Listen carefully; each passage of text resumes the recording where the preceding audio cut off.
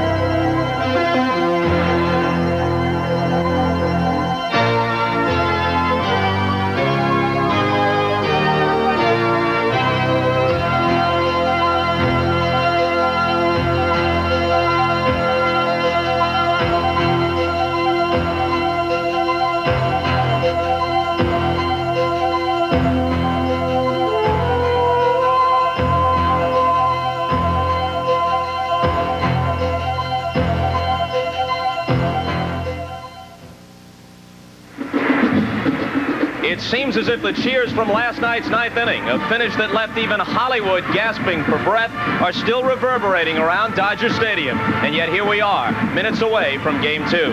Hi, everybody. Bob Costas, and I'll be joined shortly by Marv Albert. The pitching pairing, Oral Hershiser, who won 23 during the regular season for the Dodgers and, of course, won the pennant clincher against the Mets only a few days ago. He goes tonight trying to give L.A. a 2-0 lead. He'll be opposed by Storm Davis, 16-7 for the year for Oakland. Kirk Gibson's status, same as last night. He can't start. He is available for pinch hitting duty. The lineups otherwise, besides the pitchers, are the same with one exception. Ron Hasse, rather than Terry Steinbach, will start at catcher for the Oakland A's. And now, when we come back, Marv Albert will join us, and he'll talk with the man who threw the pitch to Kirk Gibson last night and with Gibson himself as the World Series pregame show continues. NBC Sports presents the World Series, an inside look. Brought to you by Ryder. We're there at every turn. And by Michelin. Michelin, because so much is riding on your tires.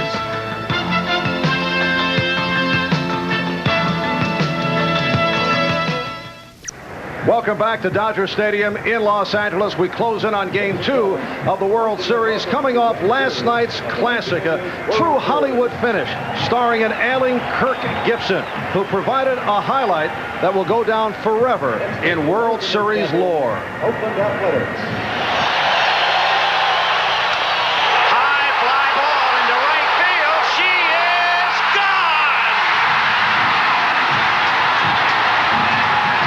Kirk Gibson's locker in the Dodger clubhouse, a sign that says Roy Hobbs, and on several occasions, one being last night, the natural Roy Hobbs was Kirk Gibson as he pulled off the ultimate athletic fantasy. Well, it means nothing other than to me it's a fictional character that was basically created for a movie script, and what I did last night is not fictional, it's fact. Do you have a sense of the storybook ending that you brought forth last night? I'm glad I was the guy up there to do it. I've been through a lot of trials this year, and a lot of luck involved, and very fortunate. That's why I keep going up there and preparing myself the best I know how. And you know, it looks bleak. You got Dennis Eckersley out there, who's the best there is this year, and you got me, who is very handicapped at the time. And again, very lucky, very fortunate, whatever. But I got the job done, and it's a moment I'll never forget. What is your status for tonight? I'm going to basically be doing the same thing I did last night. I'm not going to play. You know, my injuries just don't really allow me to go out there. I'd be a detriment to the team too much in the field and really at the plate. We'll be available for a type of situation I was available for last night. I didn't think I was going to be available last night, but I found a way to get around it. As a one-time flanker back at Michigan State, people have always said you play the game of baseball with a football mentality. Are you ever out of control? Does that ever happen? Well, sure I am, and I've been criticized before for going too far, but that's the style of play I know how. I don't play for tomorrow, I play for the moment, and I just play very aggressively, and I do what I think's best for my team. I take it all in, and what I think's best for the team. I'm a team player. I'm not into individual stuff. I was happy to be up there last night and do what I did, but I was happiest for my teammates, my fans, the organization, and my family. You were quoted earlier in the season. Sporting News is saying, people say I look like a crazy man. That's part of my game. I want the other guy to think I'm nuts. I'm a very intense person on the field. How nuts do you want people to think you are? Well, I don't know if I want to define that.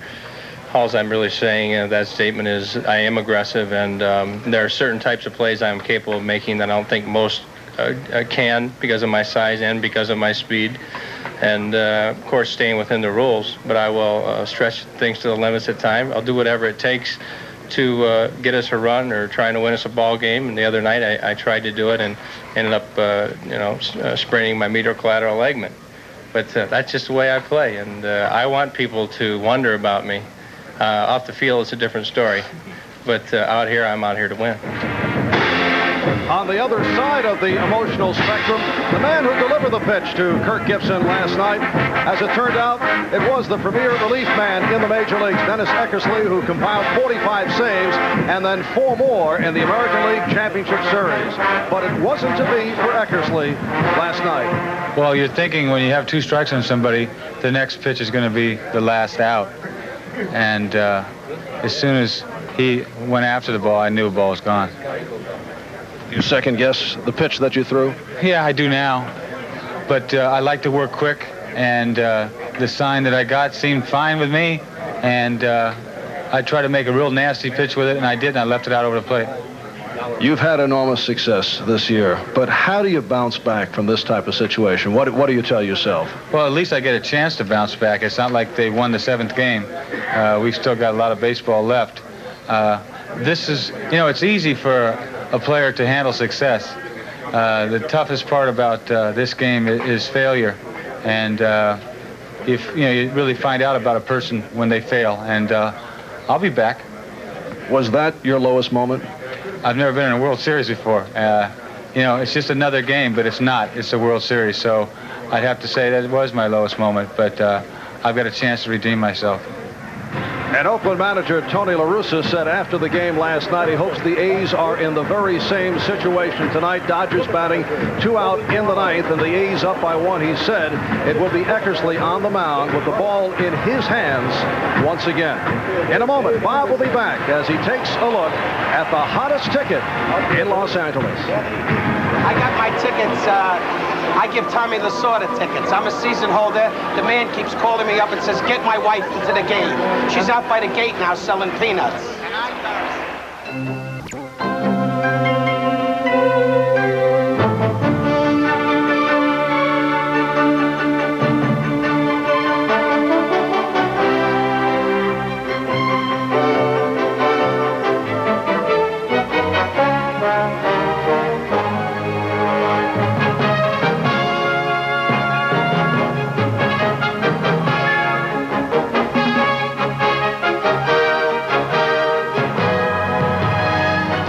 tribute to the spirit of baseball.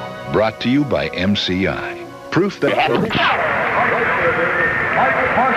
As twilight surrounds Dodger Stadium, the ballpark is rocking with cheers once again. The Dodger lineup is being introduced behind us. You know, as years go by, 5 million people or more will claim that they were here last night to see Kirk Gibson's improbable heroics.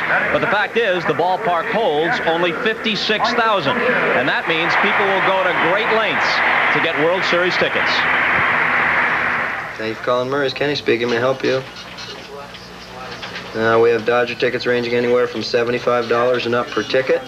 Troy, may I help you? What's the cheapest you have for tomorrow's game? Tomorrow's 150 apiece.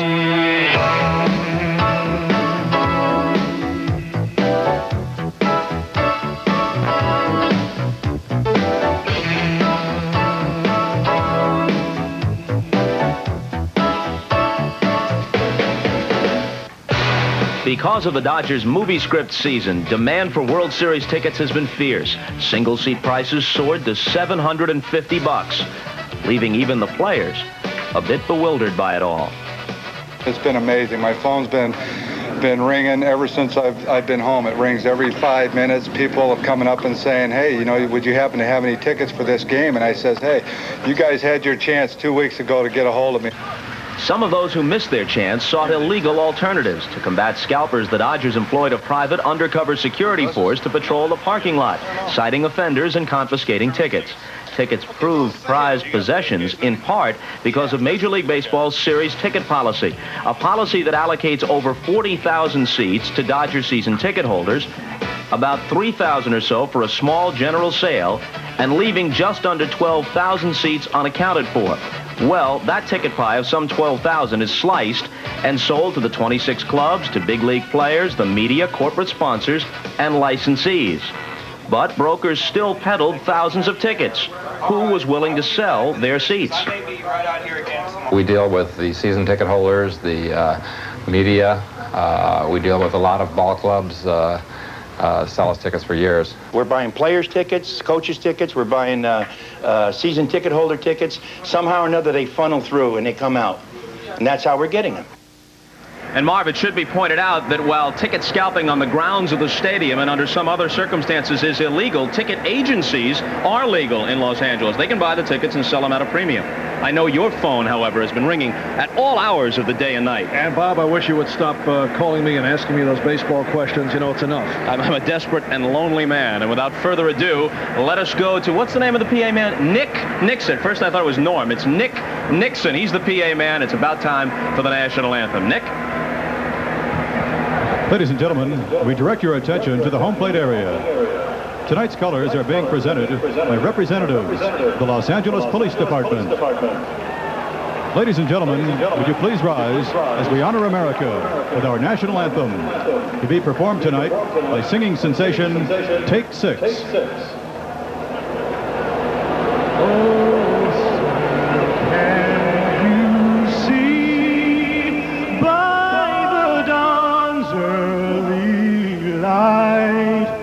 What so proudly we hailed at the twilight's last gleaming, whose broad stripes and bright stars through the perilous fight o'er the rampart we watched were so gallantly streaming, and the rocket's red glare, the bombs bursting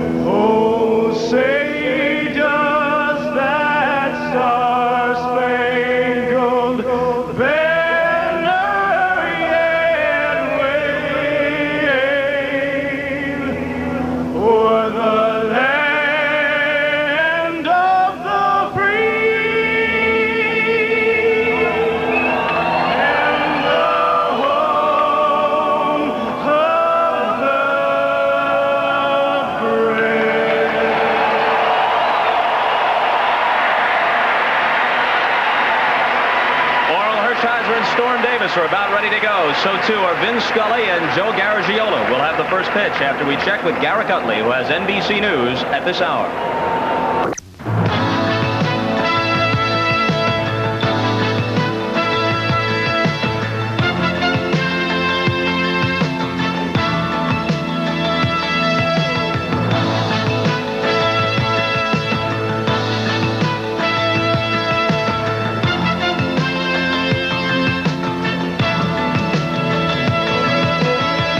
The 1988 World Series is brought to you by Miller Genuine Draft. Cold filtered for real draft taste. It's as real as it gets. By Volkswagen. Experience German engineering the Volkswagen way. And by Dr. Pepper and Dr. Pepper bottlers throughout the USA. There's a heat wave as we start the Fall Classic here in Los Angeles. Temperatures in the 90s today as we await the start of Game 2 of the 1988 World Series. Hi, everybody. I'm Vin Scully, along with Joe Garagiola, and like everybody in the United States and maybe around the world, still in shock over the home run by Kirk Gibson, had to rank up there as one of the most memorable. The one I remember until last night was Carlton Fisk in the '75 World Series, because Cardboard hit a dramatic pinch hit home run, and then Fisk comes up, and the great shot that we have of him going down the line, dancing and trying to keep it fair and all that, and the crowd reaction. But even that, I mean, in Boston, I remember how they were cheering, and John Kiley even played Onward Christian Soldiers, I believe. But last night, it was almost the same thing as far as the drama. One of the things, I guess, if you had to put a label on a home run, I would have to say the Kirk Gibson home run was the most theatrical home run I've ever seen. In other words, we looked in the dugout for him in the 9th inning. He wasn't there. Gibson had ice on his knees, and when he saw we were looking for him in the dugout, he said, "I'm coming out there." And then when he did finally walk out, the crowd goes crazy, and he hits a 3-2 two-out game-winning home run. If that isn't theatrics, as Jim Murray said, it looked like an old Warner Brothers movie. John Wayne, Rambo 5. And now we pick up again with Storm Davis and Oral Hershiser, who has been incredible, and we'll find out about Game 2. So we'll get to the starting lineups and have a lot more, all coming up right after this.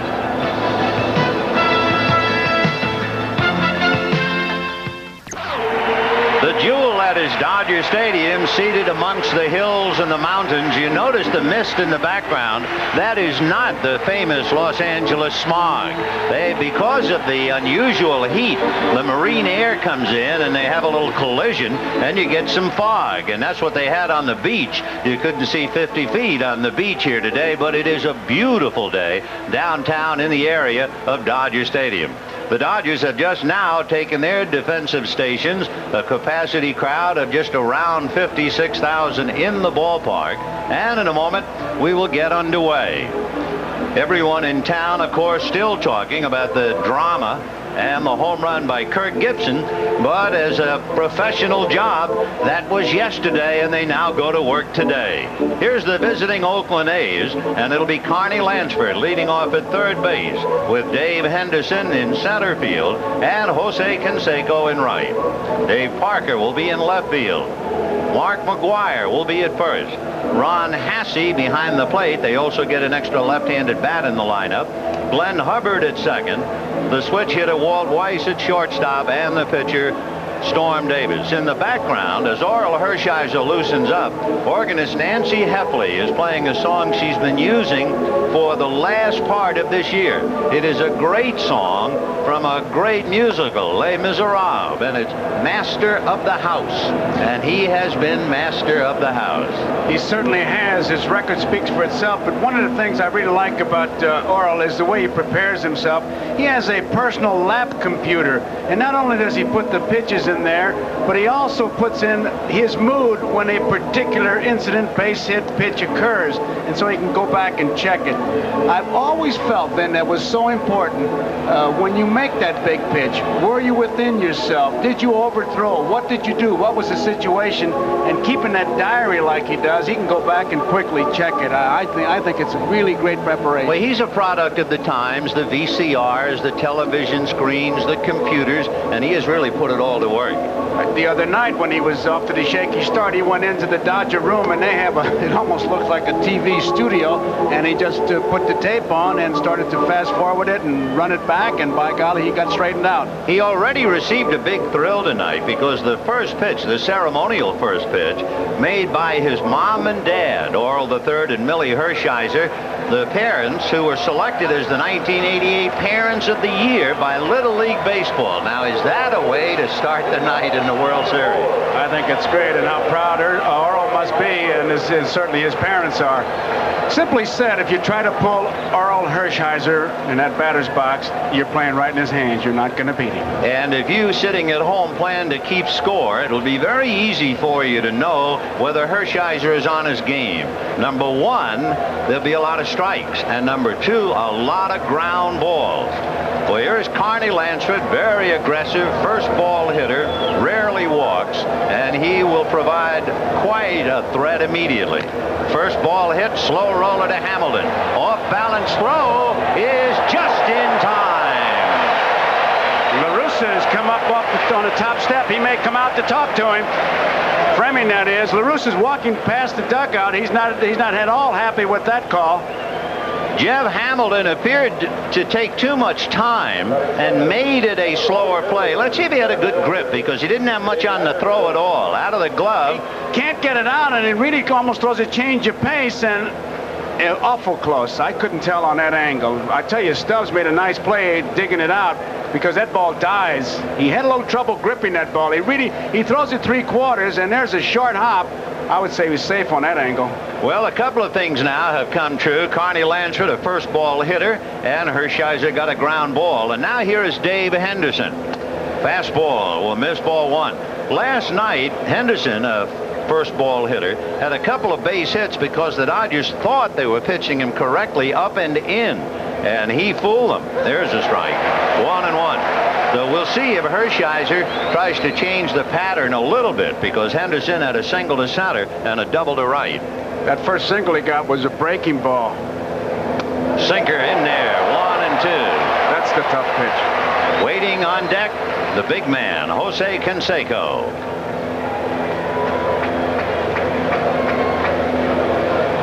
One out, first inning, no score, as we just start out on a beautiful day here in Los Angeles.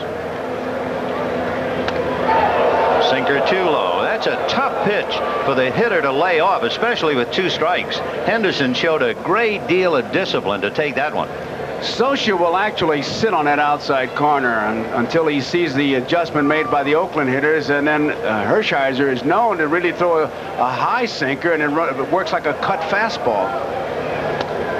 And he ran that away, and he goes all the way to Henderson as Canseco waits. Last night, Oakland received a half a dozen walks, and of course the walk to Dave Stewart allowed Canseco to eventually come up and hit a grand slam. Got him, and he came inside. So after starting him at the knees and missing away, Hershiser challenged Henderson and got away with it.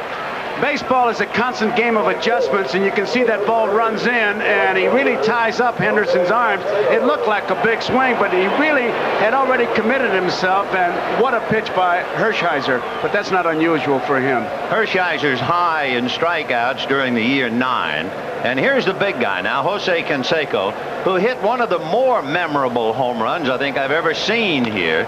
Fouls it away. Remember last night, the grand slam home run he hit? The velocity of the ball going out went on a straight line and actually hit the camera. Jimmy Mott, you see the dent right there where the ball hit. And Jimmy asked Jose Canseco, would you sign it for me? And there you have it. Jose Canseco, Grand Slam 88 World Series. He put a dent in the ball, in the camera, and in the game. What a player. I'd like to see that on Jimmy's mantle. 1 ball and 1 strike. Be some trophy, huh? Sure would be.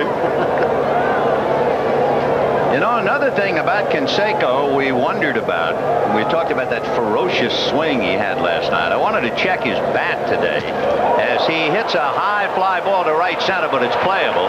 Marshall is there to pick it off. We'll tell you more about Canseco's bat later on. At the end of half an inning, 8-0, Dodgers coming up. Bottom of the first inning, no score. Here's the Dodger lineup with Steve Sachs at second base and Franklin Stubbs at first. Mickey Hatcher in left field, Mike Marshall in right, John Shelby in center, Mike Scioscia behind the plate. Jeff Hamilton at third, Alfredo Griffin the shortstop, and the pitcher Oral Hershiser. And on the mound trying to stop him, the big right-hander George Earl Davis, but everybody calls him Storm. When his mother was expecting, she read a book and the main character was named Dr. Storm, so she wanted him to have the same qualities, consequently the name Storm. Well, I hope that doctor came from over the top, because that's what he does. If he's going to get wild, he'll be wild high, and his curveball's a big downer. And he starts low and hard for ball 1-0. Sachs, who was hit leading off the game last night, checking in, followed by Stubbs and Hatcher. To believe that was the adrenaline pumping there, because he really held on and squeezed that one. 1-0. That's in there for a strike. 1-1. As Tommy Lasorda talks to Bill Russell talks upstairs to Joe Ferguson, the eye in the sky, and to set defense. But right now, they don't have to worry about that. Meanwhile, Tony La Russa, flanked by his coaches, deep in thought after that heartbreaking defeat last night. And by the way, if there's one thing I really would like to add about last night, and it has nothing to do with Kirk Gibson. Here's the 1-1 pitch to Sachs. A strike. I really have tremendous admiration for Dennis Eckersley, who handled himself so well, who met with the media, answered every question asked of him. Remarkable. Remarkable. Not only did he answer the questions, he didn't play around. They said to him, "Do you second guess the pitch?" He said, "Now I do. I tried to make a nasty pitch. I didn't make it, and he hit it." He told one of my favorite people, Bob Verdi, the Chicago Tribune columnist, a great line. A little chopper over the mound, charging it is Hubbard. Little Glenn throws and got him. Nice play. One away. When Bob Verdi was talking to Dennis Eckersley today, and he knew Denny when he played in Chicago, and Verdi said, "Well, how are you?" And Dennis suddenly reverted to the parlance of golf. He said, "Well, if you're going to take an 8, you might as well do it on the first hole." So anyway, our heartiest congratulations, a salute to Dennis Eckersley. That was remarkable. How about La Russa, who said if today's game comes to the 9th inning and there are 2 outs, and Eckersley's going to have the ball if I got a 1-run lead. You can bet the house on that. Franklin Stubbs in the count 0-1. Franklin's name would be filed under the just missed category on that fly ball he hit last night. He missed by a fraction of an inch of beating Kirk Gibson to the draw. 0-2. Starting to say this is a good mound for Davis, because it's nice and high, and when you come over the top like that, it really gives the hitter the feeling that you're going uphill. And when he throws that big overhand curveball, which he's yet to throw, it really looks like an even bigger break. Fastball away, 1-2. And the other thing that the slope of this mound will do, it will make you follow through, because you have to go down. Fall down, sure. Dwight Gooden has said it's his favorite mound in the league. Fastball popped in the air, foul off third and going out of play. You know, talking about the human side of a man, Storm Davis had so many problems in finding his own identity. When he went to Baltimore, I think everybody expected him to be another Jim Palmer. In fact, he even tried to copy, emulate, imitate Palmer, and it just wasn't right. And then when he went to San Diego, he and Larry Bowa didn't get along at all. In fact, Bowa put the put-down line of all time on Storm Davis. The Padres with the SD on their cap for San Diego, and Bowa said, "Davis thinks the initials on the cap mean Storm Davis." High fly ball to left field. Dave Parker, who hadn't been playing out there since June, makes the play. Storm Davis is one of those guys, too, that lives under a cloud, let's call it that. Unlimited potential, the 2 worst words in the English language. Here's Mickey Hatcher, and he's symbolic of this Dodger club. And here's the scouting report. Now, we've asked one manager, will have to remain nameless, a couple scouts, and they said, "Now, don't use my name." That is about as accurate as it gets. And a one-hopper off the glove of Carney Lansford and on out into left field. So Hatcher, a big turn, and now gets back. The thing about Hatcher, the crowd identifies with him because he is every man. He is awkward. There's nothing beautiful about his game, and everyone relates to him, which is why he's such a crowd favorite. Lansford was saying that the ground is very rough there. Ron Say was here, and they were talking about it, and Say said you should have played here when we had to crush brick. And Lansford said, well, we had that in Anaheim, but he said this is no picnic, especially if you got a third baseman who digs around there all the time. And Carney's had himself a time out there. So Hatcher at first with 2 out, and he certainly doesn't figure to do very much running. He never stole a base, nor was he involved in a stolen base. And with 2 out, and the club's leading RBI man, Marshall at the plate, Hatcher figures to be pretty stationary at first base. And he's tough when he gets ahead of the pitcher, hitting .377 with 16 home runs when he's ahead. That's in there, and the count 1-1. It is a very bright, shiny day. The sun splashed again all over the hills, and it's one of those days where you see mountains back of mountains, and the lights have not taken effect, although the field itself is in shade. It should be a little tough to get any kind of a jump on a good fastball on the hands and hit right into the Dodger dugout. And it almost hit Tim Cruz, who's had bad luck anyway since he was not eligible for the playoffs or the World Series. You know, Marshall hitting .377 with 16 home runs ahead of the count. It tells you something. He hits .212 with 4 home runs when he's behind because he's such a free swinger chasing the bad ball. 1 ball and 2 strikes. Half swing. They look at Bruce Fleming. No swing. It'll give us a moment. Derwood Merrill of the American League behind the plate. Bruce Fleming of the National at first. Darrell Cousins of the American at second. Jerry Crawford of the National at third, with Doug Harvey on the line in right, and Larry McCoy of the American League on the line in left. 2 balls, 2 strikes. Fastball and fouled away. He really pulled the trigger in a hurry. Hit that high into the upper deck, almost parallel with the third base. I mean, that's really starting that trigger. Here's a report on Mike Marshall. He certainly is the best fastball hitter. Undisciplined, he'll chase a breaking pitch. He says, I just roll the dice. You make a mistake, he'll hit it with power. He certainly will. 2-2. Fouled away. Another thing about Storm Davis, just think of the pitchers he's encountered now in his last starts. He went against Teddy Higuera twice. Then he faced Frank Viola. Then he went against Roger Clemens, and now he goes up against Oral Hershide. So he's probably got that whole list memorized, Vin, ready for arbitration. 2-2. Checked on a ground foul outside of first. Marshall wasn't sure what to do. That was a good pitch, down and away, and he's fortunate he fouled it. One thing about Marshall, when he's not sure, he's going to swing. You know, Keith Hernandez was saying before the League Championship Series that of all the Dodgers, Marshall is the one that scares him the most because when he's hot, he can hit a ball over his head and hit it out of the ballpark. There's no real way to pitch to him. But, of course, if he's not hot, he will look awkward, chase a lot of pitches, and will sit down. When he is hot, he's one of those guys who, when you got 2 strikes on him, you're in the hole. 2 balls, 2 strikes, 2 out. Hatcher at first. First inning, no score. Where'd you start? And that big overhand breaking ball low, ball 3. That's the big downer is the way they refer to it. In the old neighborhood, that's the one we used to call the drop. Remember the drop? That was it right there. Overhand curveball. 3-2, the count of Mike Marshall with 2 down. Hatcher going on the pitch. Mickey goes, fastball, got him. He foul-tipped it, and Ron Hasse held on to it. No runs, a hit, a man left. At the end of an inning, no score.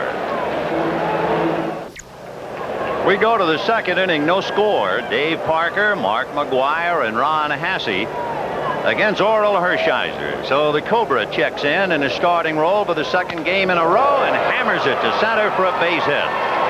Vin, if there would be one thing, if you were scouting or giving a report on the Oakland A's, I think you would emphasize most of them are first ball, fastball hitters. They really jump on it. Lansford, Henderson, Parker, all jumping on the first ball. And the other thing that's consistent is specifically about Parker. He seems to be a much better hitter when he starts rather than the DH. So he's happy in his role so far. Here's Mark McGuire. McGuire 0 for 3, walked twice, including once intentionally last night. He's basically an uppercutter in what we have seen of him. So if you get the ball in his wheelhouse, he will hit a towering home run. So the Dodgers will probably try to keep the ball up on him, even though Hershiser's stock in trade is to keep the ball down. Ground ball to Griffin. He feeds Sachs. He goes to Stubbs. Double play. And Parker did his best to try to take Sachs out of the play, and Sachs just jumped straight up in the air. And I'll tell you, that's quite a feat when you stop to think who's coming down. Dave Parker. Watch him when he makes the pivot. Now Parker is coming. There he goes. The 515 goes right by him. Parker, in case you wonder, is 6'5" and 240, and you know you can hear him coming. Oh, if I tell you, if Saxey gets hit, he'll staple him right to the left field wall. So 2 down in the second inning. And now Ron Hasse coming up. Hasse finished up the ball game last night and now has a chance offensively. Vin Hershiser has gotten 5 outs on 13 pitches. Do you wonder why he wins all those games? A lot of strikes, a lot of ground balls. There's another one. We told you that's a sure tip-off on the kind of stuff he has. So the A's are gone in the second at the end of an inning and a half. No score. The 1988 World Series is brought to you by your Toyota dealer. Whatever car or truck you choose, you'll love the quality. Who could ask for anything more? And by Federal Express, who reminds you that it's not just a package, it's your business. Bottom of the second inning, and John Shelby, a former teammate of Storm Davis at Baltimore, hits the first pitch to Mark McGwire. 1 up, 1 away. Well, I have to believe, Vin, when you throw a curveball that big on the first pitch, even though he didn't get a base hit, Shelby was certainly looking for it, because that was a big downer. I was wondering, and I've never had the experience, and of course you have, what it must be like to play in a World Series, big crowd, national television, and how you ever learn to relax. And I found out a somewhat interesting thing about Storm Davis. Storm Davis relearned a breathing technique from his pregnant wife's Lamaze class, and he uses that to relax on the mound. Foul ball. Well, when you get right down to it, that is far more important than a World Series game. Sure. It certainly would help him. So now we know of 2 things. We know Storm Davis has the breathing he learned from the Lamaze, and Brian Holton sings when he loosens up. 0-2 the count. 1 out, second inning, no score. I mean, I tighten up selecting a blue tie, so I don't know how they ever survive this kind of tension. Lasorda, hitting instructor Ben Hines. And by the way, both clubs very, very loose today. In fact, they were both kind of, as you look at last night's one of many heroes, looking at casually at football games on television, hollering, and you would think it was just another day in the ballpark, but that's 5 hours ago. I tell you, I just can't comprehend what he went through this morning when he woke up and realized what he had done last night. He took hitting early today. In other words, he took live hitting in the batting cage, not against a machine, and after taking live hitting at 1 o'clock, he still said, I can't play. He talked like he was going to be in a trainer's room for most of the game, like last night, but here he is on the bench. 2 balls and 2 strikes to Mike Scioscia. In on the hands to blow him away. $1 million pitch against a guy who doesn't strike out. You see Hasse move right in on him, and Storm Davis really hit the target. Hasse is kind of like his private catcher, and it is a big asset when the catcher and the pitcher work so closely. Look at Hasse move right in there and watch that ball. I mean, it is right in the glove, just absolutely dead perfect. Even if Mike hits that ball, he's just going to have a handful of toothpicks. Perfect pitch. Davis is not a strikeout pitcher. His high 7. He did that 3 times, but all 3 times he struck out 7 was in the first half of the season. Here's Jeff Hamilton. Ball 1. Hamilton last night, 0 for 4, struck out twice, came up in a big spot in the 6th inning and was jammed, cracked his bat, and hit into a double play. So it was all part of the educational experience. He's the one we said does not walk. It's pretty hard, really, to walk him. You just can't get the old expression about a Bible hitter, thou shalt not pass. Yeah. One of the things about Davis, he gives you that slow, deliberate windup, and then here he comes. Hard and away, ball 2. 2-1.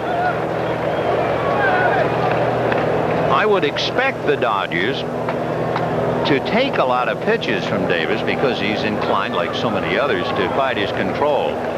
So the hitter's trying to be a little patient. Ground ball to the hole, deep in the hole, backhanded by Weiss, off balance throw, got him. What a play!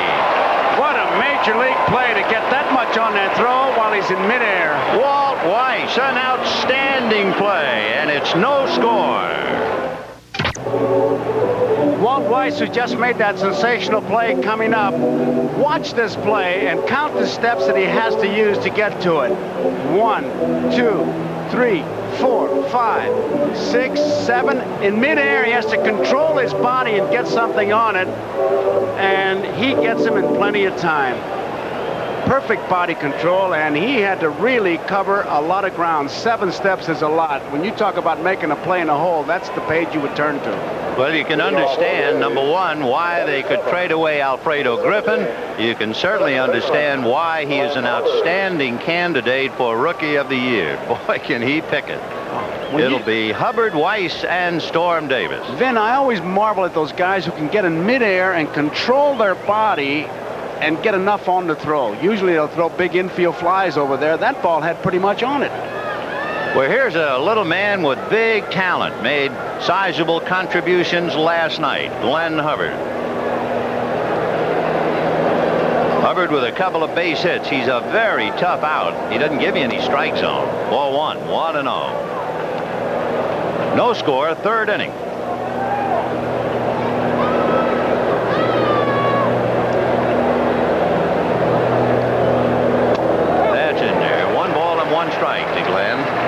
Vin, Hershiser in the first 2 innings, 6 up, 6 down, and Lansford, Parker, and Hasse all hit the first pitch. So maybe LaRussa said something to Hubbard. Hey, let's take some pitches on this guy. I would think you first ball him and you're playing right into his hand. That's a sinker low. The other thing, of course, if you're a hitter against Hershiser, make him bring the ball up. And there are many theories on that. Move up on the plate is one. It's well known, but the Oakland A's against Tommy John had Baylor to explain to him you should move back. In there. Kind of nice. You see a rookie like Walt Weiss playing in the World Series and the kid playing second base next to him. It's his first World Series experience, 10 years in the major leagues for Glenn Hubbard. And you can bet Hubbard said, listen, Walt, you enjoy this one because it don't happen every year. 2-2. Big breaking ball, but it stayed up all 3. Just asked Joey Amalfitano coaching for the Dodgers. His first one was 1954 with the Giants in DeRocher against Cleveland. And he was on the phone with Leo DeRocher before last night's game, still calling him Skip. Yeah, and I'm sure Skipper said, Joey, you got any tickets? 3-2 the count. We're in the 3rd. The lights have not taken effect yet. It's still a little tough to pick off that ball. Fastball jammed him, popped up, and Hershiser's going to catch it or try. 1 down. That's what he calls the high sinker. Now, that's almost contradictory. What can be a high sinker? He calls it the high sinker, but he says when I throw it, it runs, and it runs inside, and that's what happened to Hubbard. He got it up and in, and he hit it right on the hand. You know, I've seen some remarkable pitching performances. Don Larsen's perfect game in the World Series. Sandy Koufax's perfect game. I was fortunate to see Don Drysdale's 58 straight. I never saw anything quite like Hershiser. Not only go 59 straight, go another 8 against the Mets in the LCS. He went, although the record won't show it, he went 67 consecutive scoreless innings. It's still hard to believe. It is. And I tell you, they were hard. I mean, he was in charge. It's not like he got a lot of breaks. What he does with men in scoring position is just unreal. No balls and 1 strike to count. 1 out in the 3rd, no score. Changed up and missed 1-1. Oral will have a new contract to negotiate this year, and the feeling in Los Angeles is he will probably get all the land west of the Mississippi. 1-1. Ball 2. You know what he does with with men in scoring position. The opponents have batted just 194. With men in scoring position, he's allowed just 5 home runs with runners on base.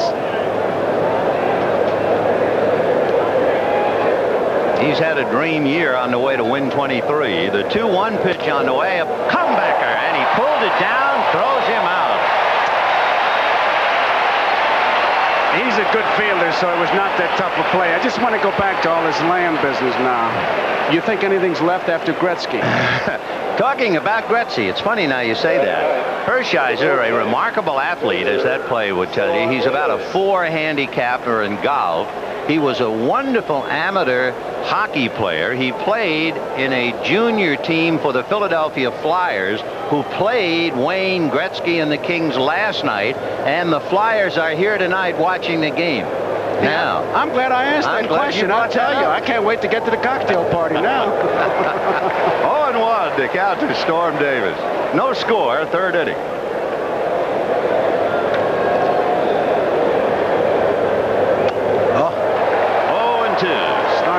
Really took that married man stance and swing at that one. He was just happy that he just flagged it. And by the way, when Hershiser went 2-1 to Weiss, that was the first time today that he went 2 consecutive balls.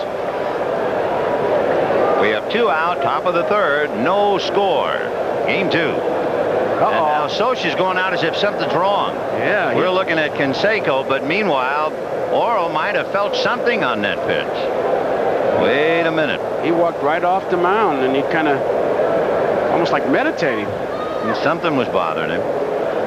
He has had I think it's in legs. He has been shaking his legs as if somehow he felt a little tight in on that pitch.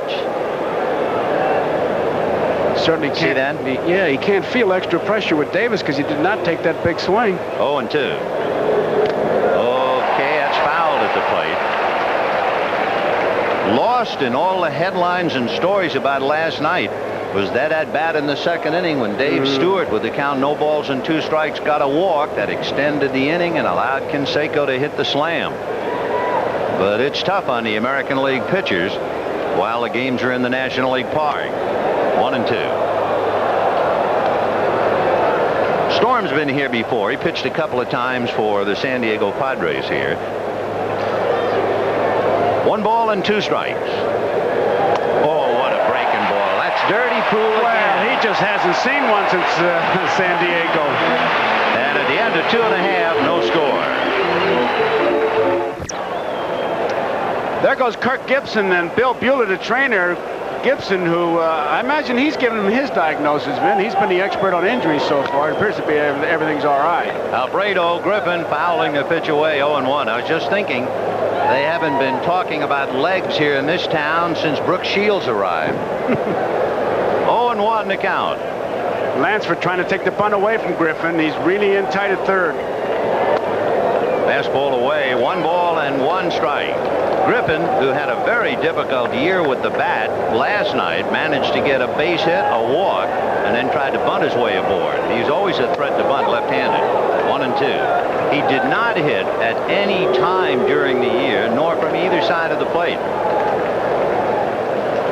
And missed 50-some-odd games with a broken hand. 2-2. Hasse thought they had it. Umpires don't like that at all. And as you go back, I'm sure Durwood will say something. Look, Ron, people in hooks think I'm a pretty good umpire. Don't you do that again. He hit the target, but it looked like it was inside. 2 balls and 2 strikes to Alfredo Griffin. No score, bottom of the 3rd.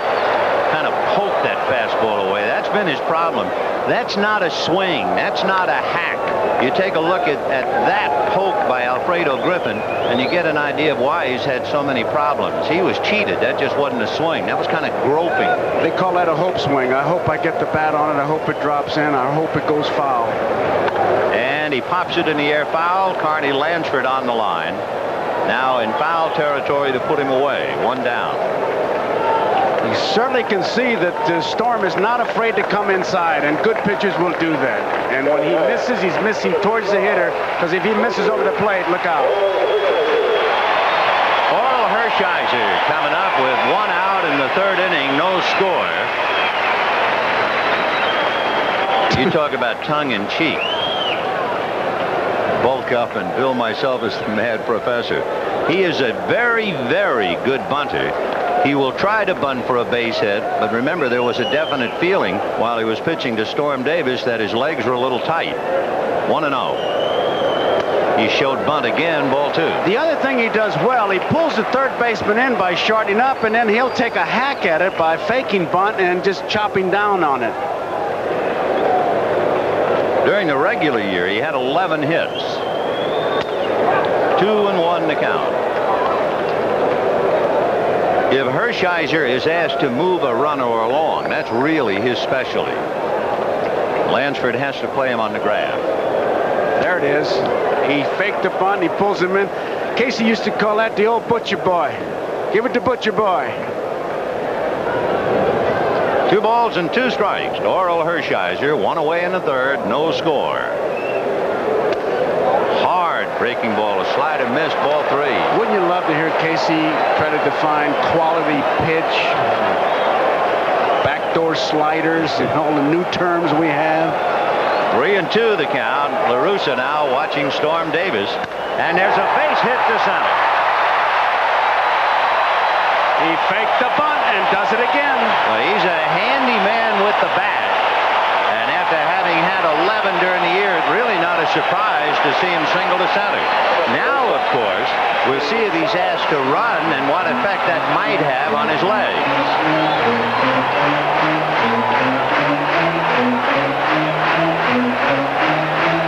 That'll bring up Steve Sachs. So a 1-out single, the Dodgers' second hit, and they lost another hit, remember, on that great play by Walt Weiss. Sachs rolled to the right side, 0 for 1. 0-1. If they get the ball down on Sachs, in other words, if Storm Davis tries to keep it down, Sachs is about as good as the Dodgers have in going to right field or center field. And he's looking at Amalfitano to see if they might want him to take a shot at right. He's got a gap there. It'll be his option, and being the hitter he is, I'm sure he'll at least try it. Ball 2, because Davis is keeping the ball up and too far up. 2-0. That's where he'll be wild. He'll be wild high, and you can see Hasse just kind of motioning to him to get it down. Now the decision is Lasorda's. I know I'm supposed to exercise patience with Davis because he's inclined to be wild, but do I let Sachs go after a 2-0 pitch? Let's see. I would. 2-1. Because you figure he's going to get the fastball. With the curveball, he doesn't have that big a strike zone, and maybe Sachs can punch it in the right field, but he had a pretty good cut at that, like he was trying to pull it. The ball he seems to pull is the breaking ball. The fastball, he'll hit it from center field to the right field line. And he tried to go to right, hit it inside out. It was on the hands, and he couldn't get it. Hit it back into the crowd, and the count 2 balls, 2 strikes. The Dodgers are inclined to play a lot of hit and run, but particularly with 2 hitters. And the 2 hitters are Mike Scioscia and Jeff Hamilton. I don't think it'd be unusual to see Hershiser go. And he went to right and has his base hit. And Hershiser's going to test Canseco. The throw to third, he's in there.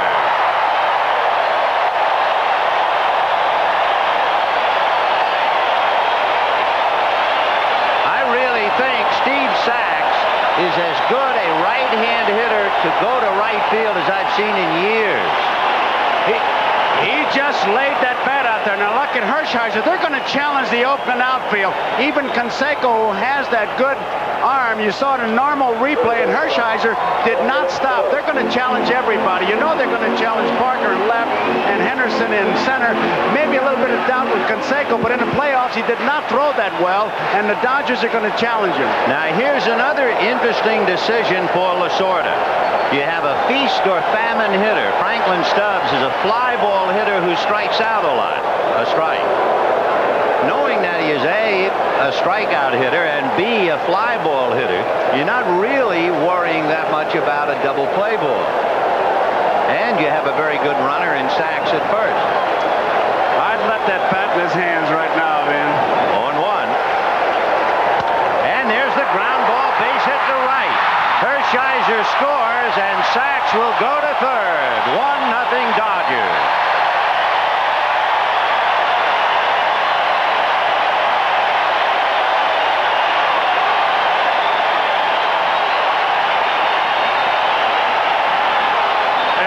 The very reason, as you see Sachs talking to Amalfitano, with McGuire holding the runner on a big hole, and Stubbs was able to pull it through there. Big play. He did not hit that ball that hard, but in a perfect spot. Time for the moment. They're going to try and calm down Storm Davis a little bit. Here it is right here. That ball is just absolutely dead perfect. If McGuire's in a normal defensive position, he makes that play, but having to hold the runner on, and the Dodgers once again don't even hesitate. They go first to third. And I know that La Russa, in going out there, would say if you ever had to get the ball up on a hitter, it was Stubbs, but with a runner at third, I'm sure he was hoping to get a double play ground ball. He was trapped. He was really handcuffed, because if he gets the ball up, he gets the fly ball, the run is in. If he gets the ground ball at the second base, got the double play. So it is 1-0 Dodgers on 4 hits, spearheaded by Hershiser's one-out single up the middle. Russell, Tim Cruz, and Lasorda over. And Tony La Russa, meanwhile, having counseled Storm Davis, goes back into the dugout. And here's a guy that uses the entire field and puts the ball in play, so you're liable to see anything now. Hatcher 1 for 1, singled in the first inning to left field.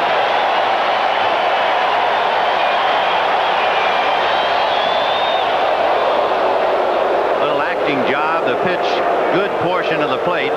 Hatcher spinning away, 0-1.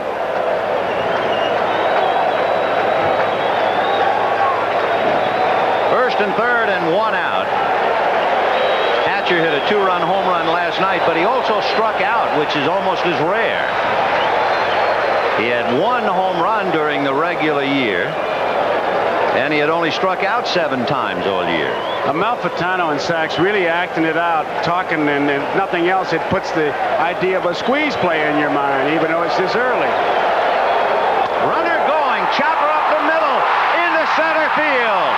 Sachs will score. Stubbs to third. In there. Down to second. Hatcher.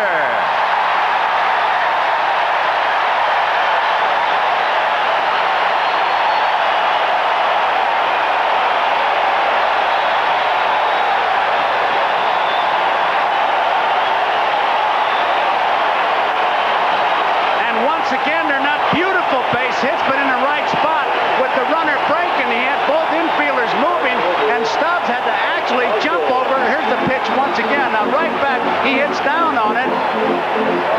Now they are still challenging everybody. Even though Stubbs had a little trouble getting around second base, he went on over to third.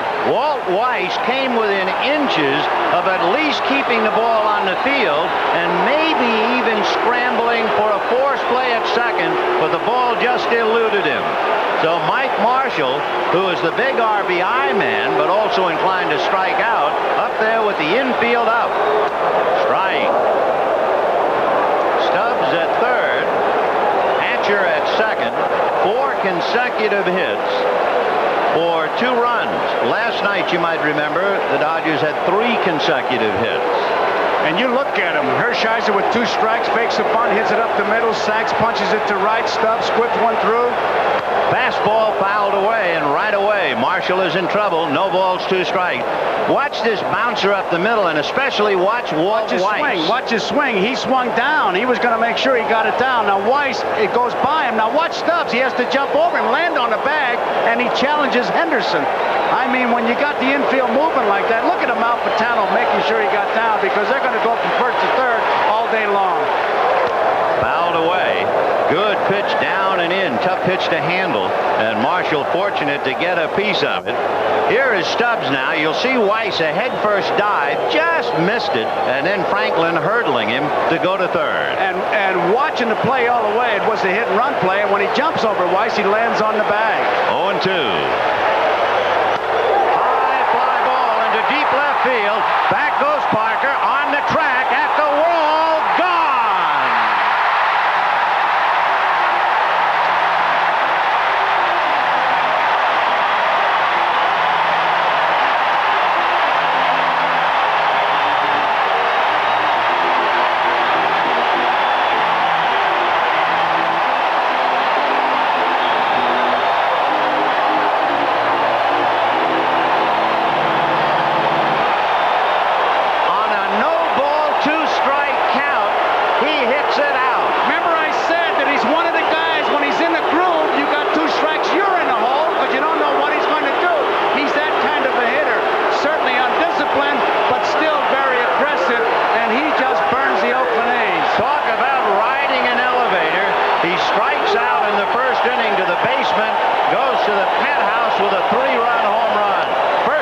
swinging by Shelby, and he does as he did before, grounds it to McGuire with a second out with Davis covering.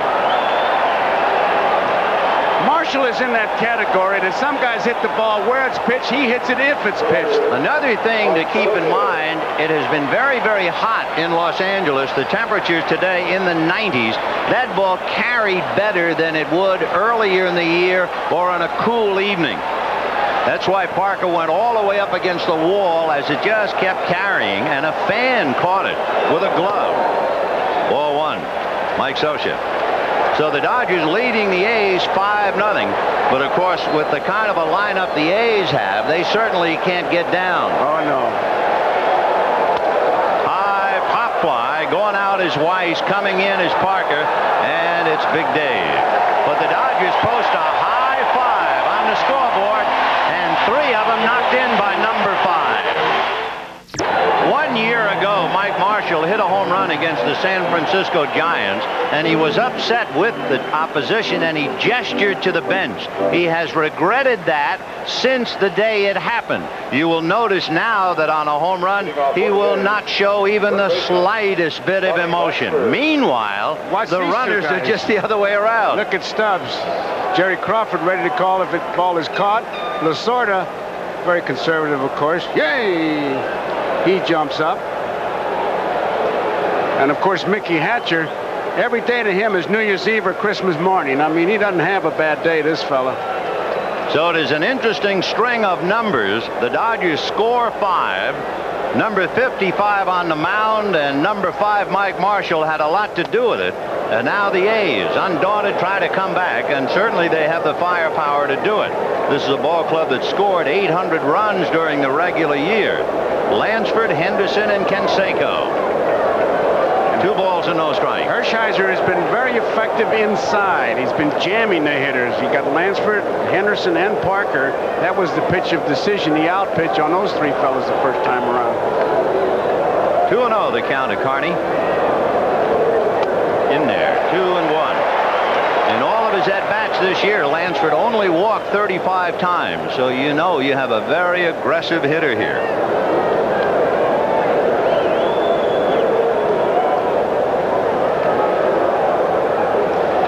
You know, Oakland has to be thinking a 5-run lead for Hershiser, and also, I'm sure, thinking about that great job that the bullpen of the Dodgers did yesterday. They really got lost in the shuffle. Chopper foul outside of third, knocked down by Jimmy Lefebvre, who wears 5. And, of course, it was the Rookie of the Year for the Dodgers in 1965. Played in the 65 and 66 World Series here. 2-2 the count.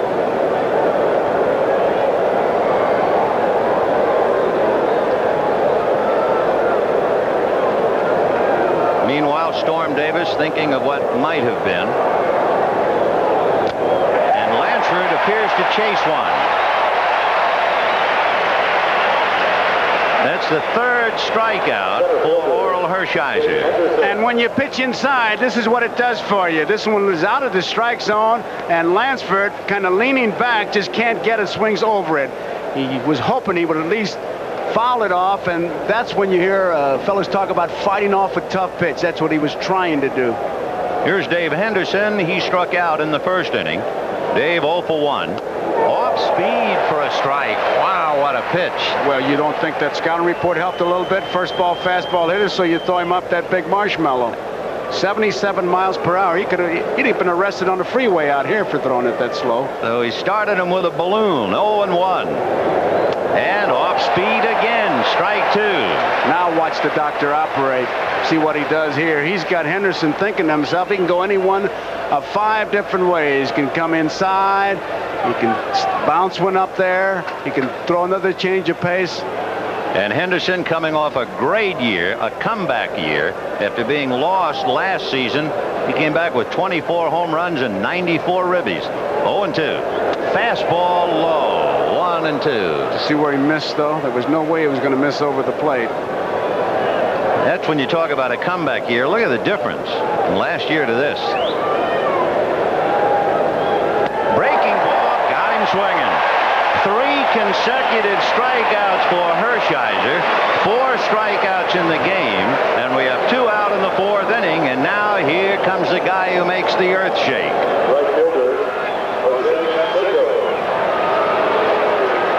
Remember when Jose Canseco hit earlier, we were talking about his bat. He's such a big guy, and you wonder what kind of a bat does he use as far as size and weight. He is 6'3" and 230. He swings a 36-inch, 36-ounce bat. Now that's pretty big, but I did a little survey, and for instance, Bob Watson, who was the hitting coach for the Oakland A's, Bob had a 38-inch, 40-ounce bat, like a telephone pole in there. Some others who had heavy bats, Dick Allen had a 40-ounce bat. Roberto Clemente had a 38-inch, 38-ounce bat, and little Matty Alou swung a 40-ounce bat. Yeah, but Alou just let the ball hit the bat and run. Foul back. I'll tell you about his bat too, Vin. The first guy I ever saw do that was Musial. Musial would shave down the handle. He has the bat boy shaved down the handle. All the weight is in Canseco's, the barrel of Canseco's bat. Very thin handle. And look at the size of that. Now, there are housing developments that don't weigh that much. That's the defensive front 5. 1-2 the count to Jose Canseco. Baylor is the midget in that group. Another fella I understand, Kevin McReynolds of the New York Mets. His bat is 38 ounces. Boy, you got to be strong to swing that kind of thing all summer. Well, that's when they talk about explosive strength that Canseco has. 1-2. Behind him, off speed to the backstop. That's not a pitch for intimidation. You can see Canseco laugh. It was just an off-speed slip. That's like the bar of soap in the shower slipping out. Look where Socha is. And I mean, he doesn't miss that much. And Canseco has to laugh at that one. 2 balls and 2 strikes. You can see him try to twist it, and it just didn't do anything. Socha didn't come within a foot of it. I was just wondering, Canseco's been hit 10 times this year, but of course Don Baylor always wins that. He was hit a dozen times. Half swing, got him. He strikes out the side. 4 consecutive strikeouts and 5 in the game. Woodman, spare that tree.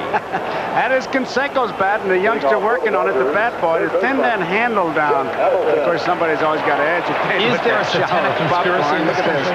Sound ridiculous? That's a very tight bench, isn't it? We were talking before about the Oakland A's having the firepower to come back, trailing the Dodgers 5-0. They came back, you remember, when it appeared as if they were buried by the Red Sox. Meanwhile, Jeff Hamilton, Alfredo Griffin, Oral Hershiser, roller up the middle, and there's Weiss on it behind the bag to get him. That's the second time Walt Weiss has taken a base hit away from Jeff Hamilton. Hamilton, he tried to get one in the hole, and Weiss comes up with it. Look how far he goes. He must be 7, 8, 10 steps on the other side of second base. Again, throwing off balance and an accurate throw, and it's not even close. That's the amazing thing to me. Gets his balance right here. He's a real acrobat. Pleasure to watch young Walt Weiss, the shortstop for Oakland. 1 away in the 4th inning. And Alfredo Griffin, who fouled out in the 3rd, coming up. 5 runs, 6 hits for the Dodgers. No runs, 1 hit for the A's. It was a leadoff single by Dave Parker in the 2nd inning. There's the scouting report. Fastball's up. Best bunter on team certainly will bunt for the base hit. Either way, push it or drag it. I think that the first words of that scouting report, it's like an albatross around your neck. Very slow bat. Well, that last time up, you remember he just was hoping that hope swing. That's a slow bat. 0-2 the count. Ground ball, slow batter, no, and it is smothered by Hubbard, who can't make a play. Gee, another great effort by up-the-middle players. First by Weiss. Hubbard made a great stop and just couldn't recover. He gets a good break on it. He has to go down, and right there, he thinks he's got control of it, but he really doesn't. Almost like he took a peek to see where he was. I don't know. Now, he's got it here. Yeah, he took a peek, and that's what cost him. So Griffin at first with one out. Here is Hershiser. As good a bunter as there is in the team. Not a bad hitter. You saw him single to ignite the 5-run third. And he bunts foul. 0-1.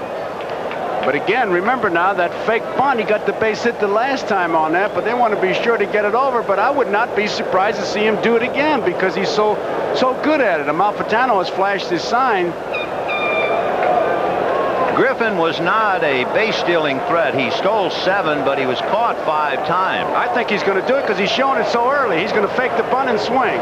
Look how early he's showing that bunt. I wouldn't believe him. Now he's going to double-check with Amalfitano. Probably took it off now and said, okay, you tipped it off, we'll make you bunt. I'd look for straight bunt. But look how early I tell you, he put you in a tough spot. And fouled away. So one of the better bunters tied with Rick Russell, as you saw, in the National League. And Storm Davis has him 0 balls, 2 strikes. I'd let him use the same play he used the last time. Fake the bunt and swing. Because he gets the bat on the ball, and Griffin has good speed. What you want to do, of course, is stay away from that double play. Alfredo Griffin at first, 1 out. 0-2 to Hershiser. There it is. And it's away, ball 1. 1-2. First guy I ever saw do that, man, was Murray Dixon. Oh. He could handle that bat, and he would do that all the time. Boy, it's a great plus. It is. Only in the National League. Yeah. You can't buy a ticket on a ride in the American League. Uh-oh, had him starting to walk. That was kind of an indication that Griffin was going to go. And Hershiser's going around. I don't think he's going to bunt. I think he's showing bunt and is going to swing because he's too good at it to bunt. Of course, when you think about it, if Griffin goes and Hershiser strikes out and they double Griffin up, you walk away and you have Sachs leading off the next inning. True. So, but if he swings, fakes the bunt and swings and fouls it off, he's still alive. Griffin is gone. Then the pitch is slapped down the line. Fair ball. Griffin is being waved in. Canseco is going to relay to McGuire, and it's over his head. The run scores on a double by Oral Hershiser. With 2 strikes. And he fakes the bunt, and once again they challenge the best arm in the outfield. Amalfitano didn't hesitate, had Griffin coming all the way, and once the relay missed McGuire, it was an easy play for Griffin to score. The Dodgers are leading the Athletics 6-0 as you see that line drive just inside the right field foul line. Canseco's throw, since he is running to his gloved side, did not have a lot on it. McGuire might have been able to help, but he missed him, and then it just dribbled up the line. Now watch Griffin. He does not hesitate, and watch Amalfitano if he's in the shot. Now, Canseco does not get behind this throw. It's almost like he wants to get rid of it quickly. It's over McGuire's head, and Griffin, I mean, he comes flashing across, even though Sachs was saying slide. It looked like he was motioning down. And Storm Davis has been unable to weather the storm. It is 6-0 Dodgers with 1 out in the 4th inning. We'll be back. The Dodgers leading 6-0, and Gene Nelson trying to restore order now against Steve Sachs, and a breaking ball away, ball 1. Sachs has grounded out and singled to right. The hardest working pitcher on the Oakland staff, Gene Nelson, and he's the kind of a guy who'll pitch every day if need be. He pitched 108 innings in relief, second to Dwayne Ward of Toronto. Chopper to shortstop. Weiss holding Hershiser to throw him out. Here's that replay on Griffin scoring. Now, he is running full steam. Now, look at Amalfitano way down the line. He's waving him all the way. And, of course, when the throw gets by McGuire, it's an easy play for Griffin, even though Sachs is saying get down. Now, Lasorda on the bench is really a cheerleader. Watch him. He's watching. You can read his lips. Come on. He's coaching now. Come on. And you'll see the reaction. The thing that has to be bothering Tony La Russa especially, you can understand maybe a Mike Marshall hitting a home run because he led the club in RBIs, but the bottom of the Dodger lineup is also bothering Oakland. The number 8 hitter, Alfredo Griffin, has 1 hit and scored a run. The pitcher, Oral Hershiser, has a single and a double. He has scored a run and knocked 1 in. And that has to be maddening when the bottom of the lineup is adding to the havoc that the top of the lineup has already provided. 0-1. 1 ball and 1 strike to Stubbs, who flied to left and single to right. I tell you, Hershiser is not an automatic out when he goes into that fake bunt, because when he swings at that ball, he doesn't overswing. He just tries to put the bat on the ball and put it in play, and it's really paid off for him. 1-1. Off speed ball 2. You know, another thing I was thinking of is Tony La Russa has a lot of thoughts. Oral Hershiser pitched close to 270 innings during the regular season. Then he pitched in the LCS. Now he has 4 innings under his belt tonight, and he's running the bases. You wonder just how much stamina he has left and whether he will run out of gas in this game. Well, that could very well be, but I think he'd be the first guy to tell you, and I tell you, I wouldn't worry about his stamina because the way he takes care of himself. By the way, you might notice he's running under an assumed name. That's trainer Charlie Strasser's jacket. 3-1. And that's high. So they know he's a low ball hitter, and they walk him high to bring up Mickey Hatcher.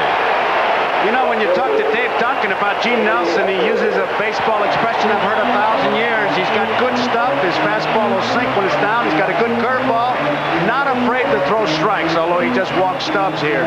He'll battle the hitters, is the way Dave puts it. You know, he was put in as a pinch runner against Toronto, and as a pinch runner, he stole a base. The first pitcher in the American League to steal a base since the designated hitter was introduced. So Gene Nelson is in the history book. And the other thing that Dave talks about him, he said he's happy in his role as the middle reliever. He doesn't moan about when am I going to be a closer, when am I going to be a starter. This is what you want me to do. I'm glad to do it, and I'll do you a good job.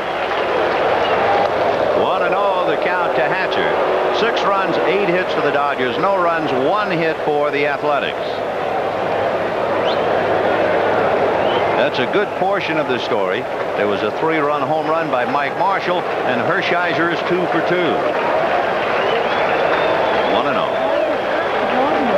Check swing, a comebacker. Just told me about it, and I sure hope the good people around that area, Tampa and Winter Haven and Lakeland, show up for the Ripper. Indeed. October 28th, Appreciation Day. Well, we'll see now if the big guys can come back. It'll be Parker, McGuire, and then Hasse in the 5th inning, among other things, remember. Hershiser, who started Parker with a strike, has struck out 4 consecutive hitters. In case you're interested, the World Series record is 6. 0-1 to Dave, who singled to center in the 2nd inning. 1-1. Right at the left kneecap.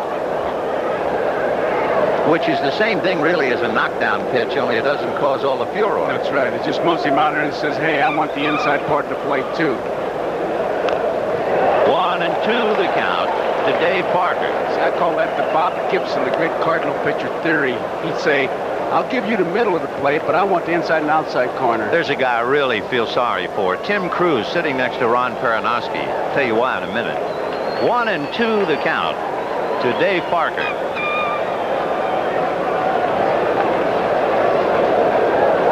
Fouled away. The Dodgers had to make a decision before the LCS, and they opted for 20-year-old Ramon Martinez. And Cruz, who'd been with them all year, had pitched exceptionally well, and especially against the Mets, was ruled ineligible. Now the only way he could get into a game is if someone was injured, so he sits in uniform and thinks of what might have been. Right. 1-2. Boy, he had him set for the corner, just got it in there, 2-2. There's another fellow you can put in that category, and that's Fernando. Oh, yes. All the great pitching he did here. But, of course, Fernando, he's been there. He also was hurt. Right. The Cruz was healthy and bypassed. 2-2. Change. Grounded. Bad hop over the head of Stubbs. And a glimmer of hope now for the Oakland A's. When you're down something like 6-0, you're always looking for a break. And there it was. A bad hop single over the head of Stubbs. We'll see what that means. Talk about that infield. The infielders were complaining. Now Stubbs is right there, but it takes a vicious hop way over his head. The Dave Parker on a kangaroo bounce into right field is 2 for 2. And the batter is Mark McGuire, who grounded into a double play in the 2nd inning. Mark, local boy, went to school here at SC, should have been inspired when he saw the Trojan band before the Wasn't game. that something? Fastball in there at the knees. That's the kind of pitch McGuire would be very unhappy about taking. And also, if it's a pitch, if he tries to pull, he's going to hit that ground ball to the shortstop like he did in that second inning. Can't pull him. No balls, 1 strike. Dead low ball hitter. Big chopper into the hole. Backhanded by Griffin to Sachs for 1 to Stubbs. Double play.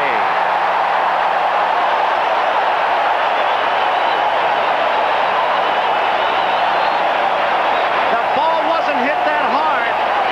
It was in a good spot, but look at the range on Griffin. And once again, off balance, he's going to go to second base. Sachs is not happy with just 1. And Parker once again coming in like the 515, but he doesn't get Sachs. Now watch Griffin. You know, we talk about the very slow bat, right? How about the very quick hands and feet and eyes of Alfredo Griffin?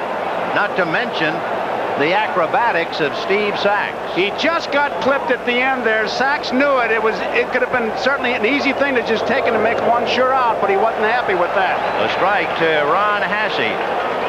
Here's Parker coming down. This is a big man. He can take you out. Now he's got it, and the ball's on its way, and he just does get clipped. I tell you, that's just great playing. No balls and 1 strike to Hasse. How did Hershiser react to the double play? It was a big one following the bad hop. Ecstasy. He's saying, oh, man, on the second division team, we got runners at first and second. I got 2 men out and nobody on. 1 ball, 1 strike. Off speed and away, ball 2. So for 1 moment there, the A's get a lift. They get a bad hop single. You think, okay, maybe we're in business. Boom. Somebody turns the gas down. And that looked like a base hit right there because it's in the hole. And if the worst is, I'm sure when you see the play, if you're sitting on the Oakland bench, you say, well, I'll get a force out at second base. You look up and there's 2 outs on the scoreboard. And it's still only the 5th inning. 2-2 the count to Ron. It was grounded out in the second inning, 0 for 1.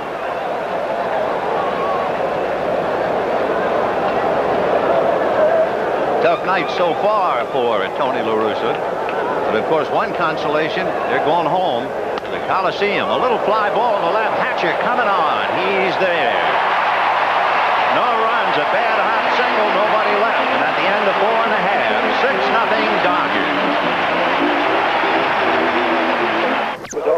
Dodger Stadium, the jewel in Los Angeles, opened up in 1962, and it is really open for business now. Mike Marshall, who hit a 3-run home run in the 3rd inning, will start it off with the Dodgers leading 6-0, 0-1. You talk about 1962, Doug Harvey, who umpired behind the plate last night as the right field line. His first game as a major league umpire was on that day when they opened it here. He was working third base. And Rene Latchman, the Oakland A's first base coach, was a ball boy, and if he was really lucky, a bat boy. 0-2 the count. Now Marshall, remember, struck out 0-2 in the 1st inning. He hit a 3-run home run, 0-2 in the 3rd. That sums up the kind of hitter he is. You throw it, he might swing at it. There he goes. He does. Drives it into the left field corner, and the Cobra can't get it. It's against the fence, and the ball is still in play. Marshall is on his way for 3. The throw to 3rd. He is in there.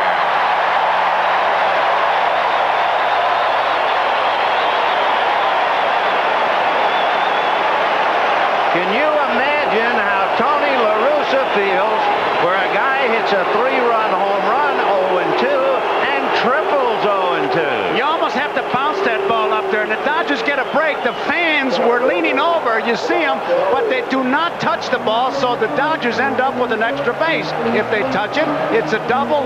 They do not touch it, it's a triple, and now they have to come in with the infield. Look at Marshall. He's digging hard, and he's going to challenge Parker all the way. John Shelby had been first ball swinging against Storm Davis and twice grounded out. Now he's trying to pick up Marshall. The infield is up. 6-0 Dodgers in the 5th inning. Nobody out. Off speed. If you're thinking about a scoring fly ball, for instance, Shelby had a half a dozen during the year. Lansford up inside the bag.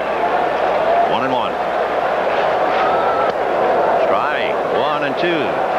That was a great effort by by Dave Parker. Remember, he'd only played 34 games in left field, hadn't played since June until now, and made a great effort and just came up a buck short as Shelby strikes out.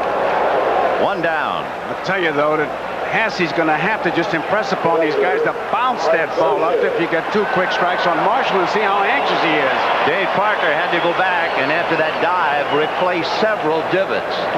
The entire fairway, in fact. Here's Mike Scioscia. Struck out, fly to left, 0 for 2.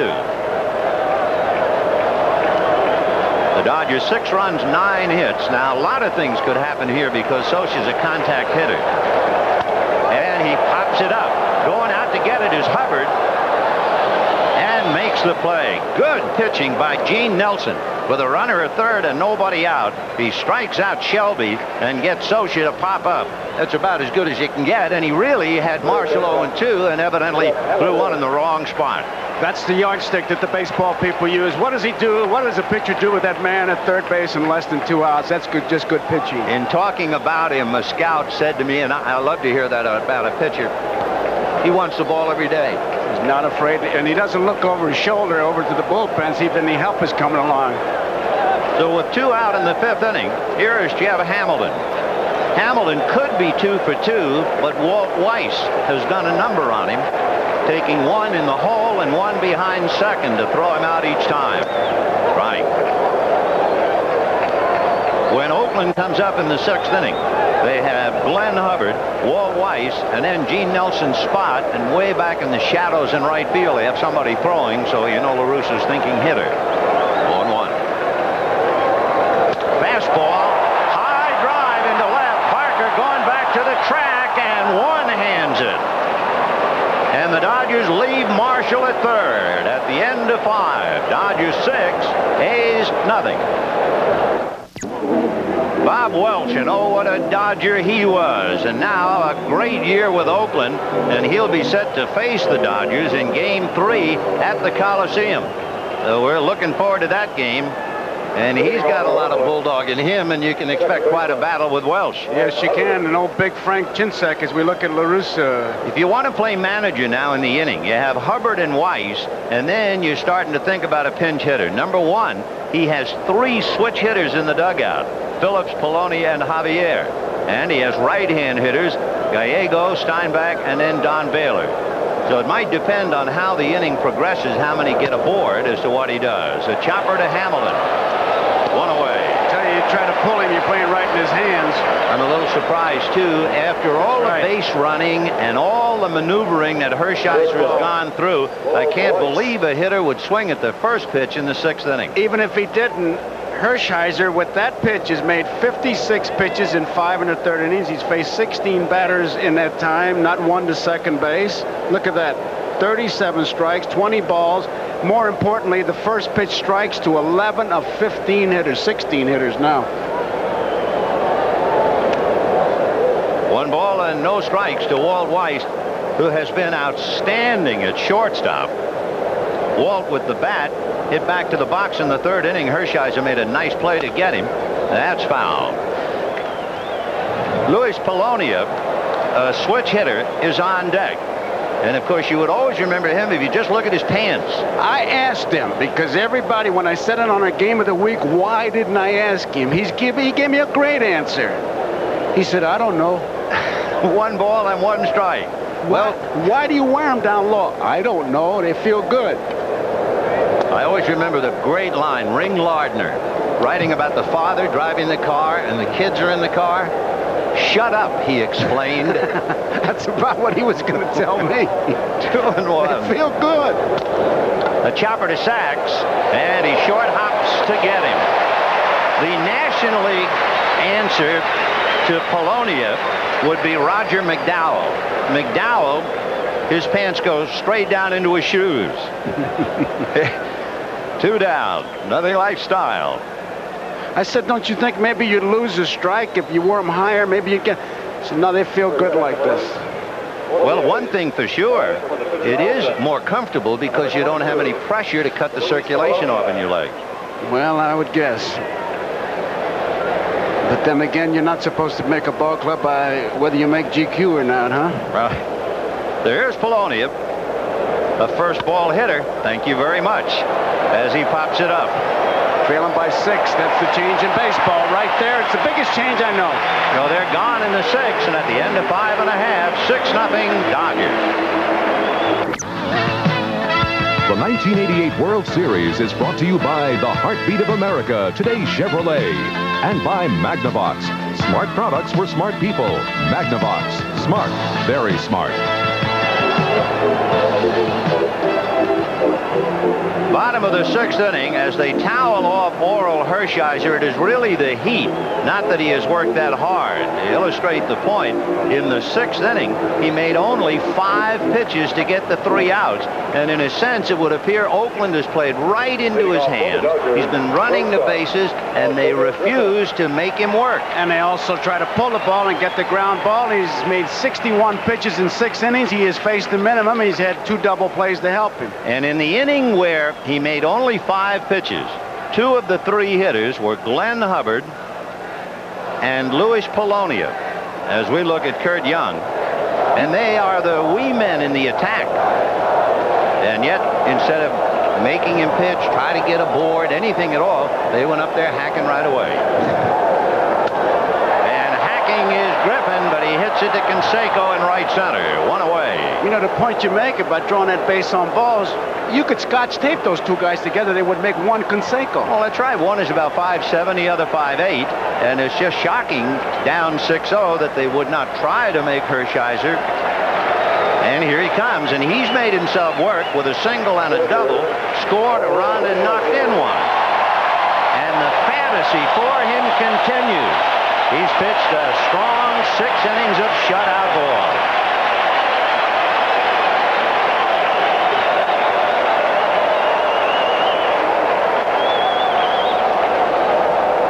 Hershiser singled to center in the 3rd, and then with 2 strikes, doubled inside the right field foul line in the 4th. You know, some people might be thinking they got a 6-run lead. Why not take him out of the ball game and save him to come back later on? I don't think Lasorda will do that. Inside 3rd and down the line. Hershiser is going to go 3 for 3 with 2 doubles. They'll never get him out of the game now when you get 3 hits. And what is it the American League always says? What's the fun of watching a pitcher hit? That's right. He's had more base hits than the Oakland A's. The Oakland A's only have 2, and he's got 3, and he doesn't want, bring a jacket out. Now, he pulls it right by Lansford. I'll tell you, we have a moment, and you were talking about why not take him out as we see his 3rd hit. And he is expending energy more on the base paths than on the mound, and he'll wear Charlie Strasser's jacket again. The Dodgers, during the LCS, went to the bullpen 18 times. So the pen needs as much of a rest as he does. And that is a strong point, and also the fact that he's going so good. I don't think the couple innings is going to make any difference, and why break the rhythm of what he has done? So here is Sachs, grounded out twice and singled, 1 for 3. Ball 1. You know, they make the point that the Oakland A's have hit more home runs than the St. Louis Cardinals, but tonight, can you imagine the pitcher for the Dodgers has out-hit the Oakland A's so far? The key so far. Oh, yes, because everybody on an Oakland A's, when they get in the batter's box, they're in scoring position. Remember, when the A's come up in the 7th inning, and they've got to be just dying to break loose, it'll be Carney Lansford, Dave Henderson, and Jose Canseco, and then Dave Parker. So La Russa has some big cards yet to play. 1 ball, 1 strike. Comebacker. Kurt Young will make the play, and Hershiser stays at 2nd.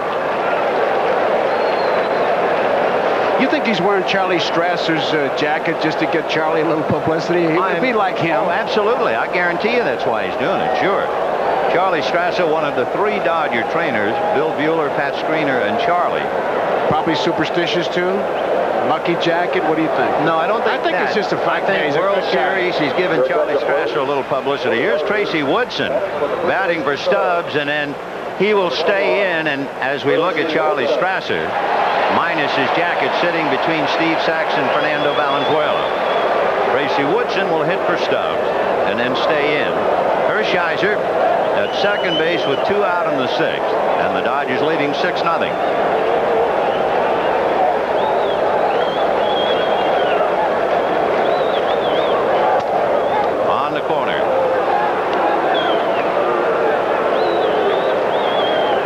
Franklin Stubbs.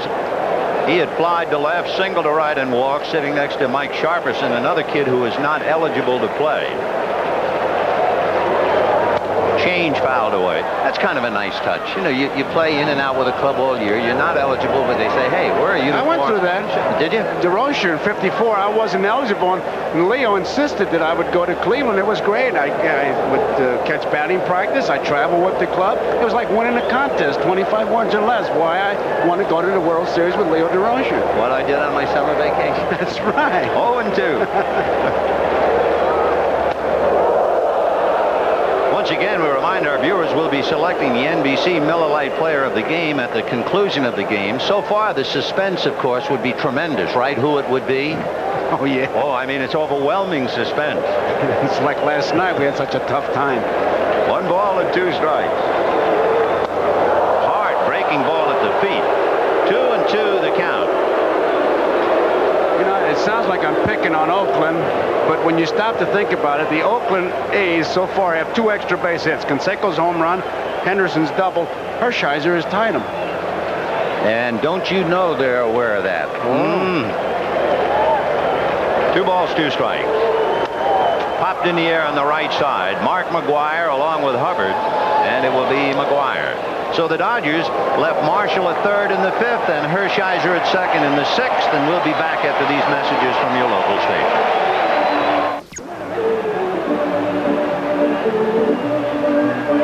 You know, at the start of the night, we said there were a couple of things to keep an eye on with Hershiser. Number 1, the fact that he would throw strikes, and number 2, a lot of ground balls, and that gives you an idea of what's gone on tonight. 2 balls in the outfield, and the ground balls, if they try to pull him, they are really in trouble, but that's a pretty good indication right there. 5 strikeouts, no walks, and he has allowed just 2 hits.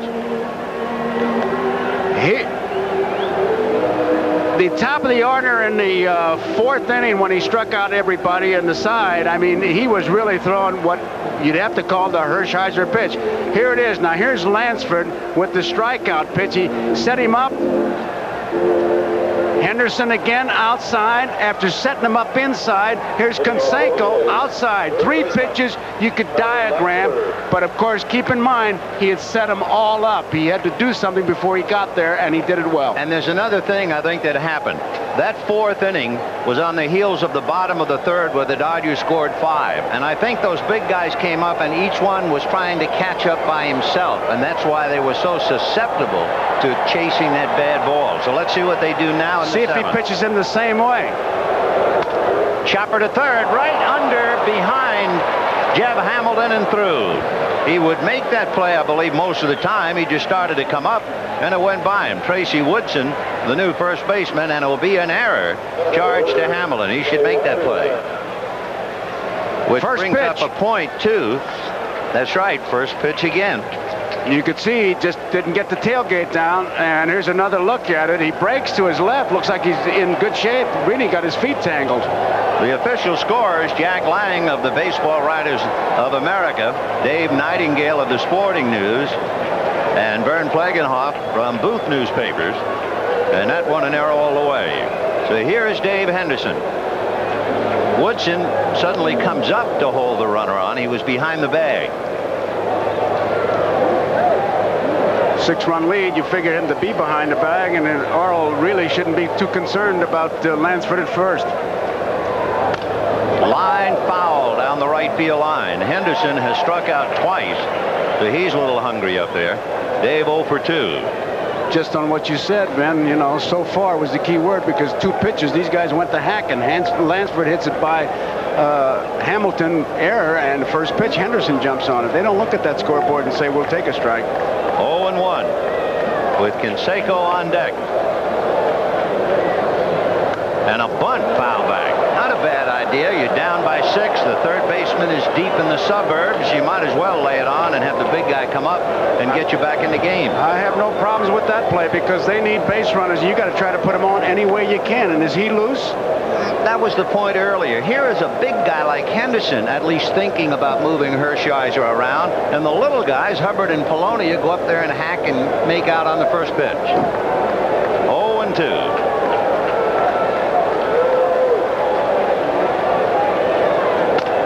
chopper to Sachs. He backs up for the hop. They get one. Not in time. Carney Lansford in on the bag with a good hard slide, even though he does have a bad right elbow and it is heavily padded. He came right out of his shirt. Tell you, he's a good athlete. And Griffin, Sachs gives him a good ball to handle. They're going to make one sure out. And Griffin just slides across the bag. And look at Lansford just going right in there. And Alfredo couldn't get that much on that throw. One away, and here's Canseco. Flied to right and struck out. So the big boy here with a runner aboard. One out in the seventh. 6-0 Dodgers. Fastball and a towering fly ball. It's playable. John Shelby. Looked like that fly ball was so high that when it came down, it almost knocked Shelby down. Drive him into the ground. First pitch again. The three hitters jumped on that first pitch. I don't know. I guess it's too obvious that we must be completely out to lunch. No, you can't be. You're trailing by 6. You need base runners. You just have to make Hershiser work a little bit. Now, Earl is calling Socia out there, and Woodson, he just wants to listen in because Earl will be the chairman of the board in this meeting. Dave Parker, the hitter, is 2 for 2, single to center and a single to right.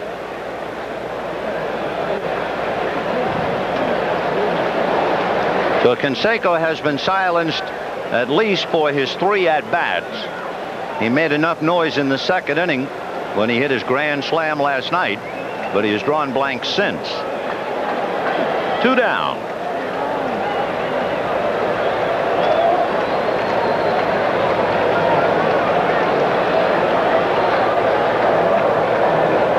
They're not going to hold Henderson. They don't expect him to do any running down 6-0.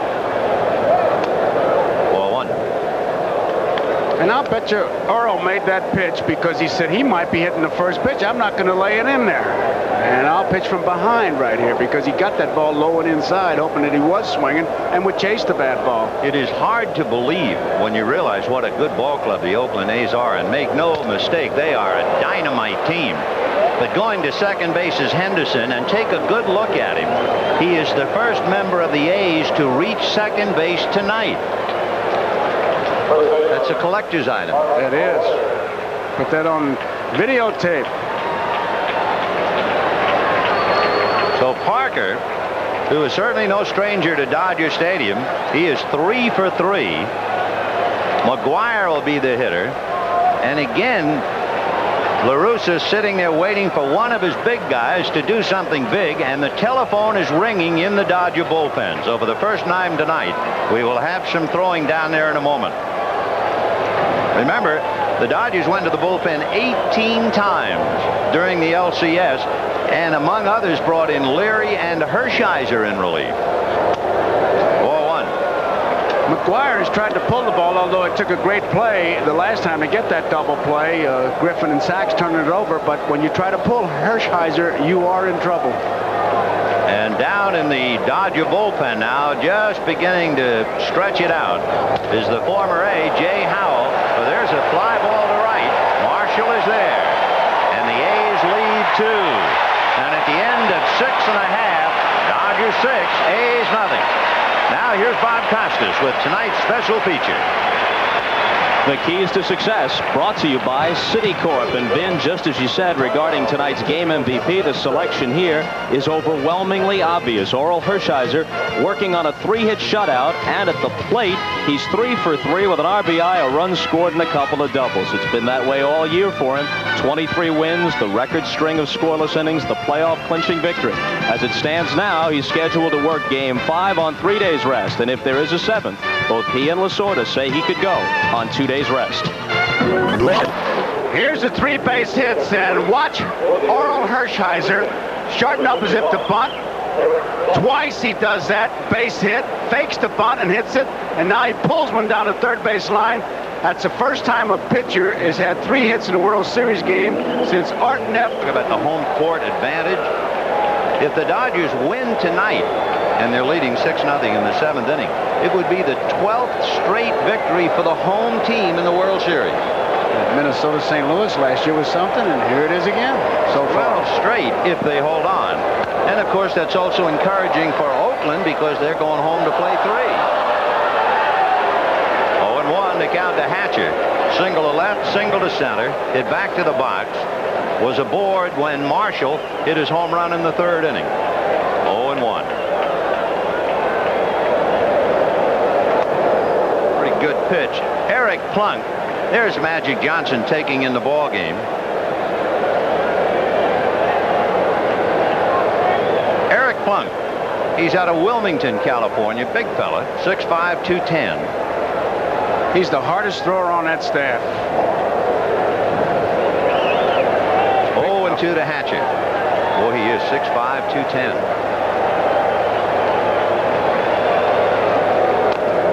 Fouled away.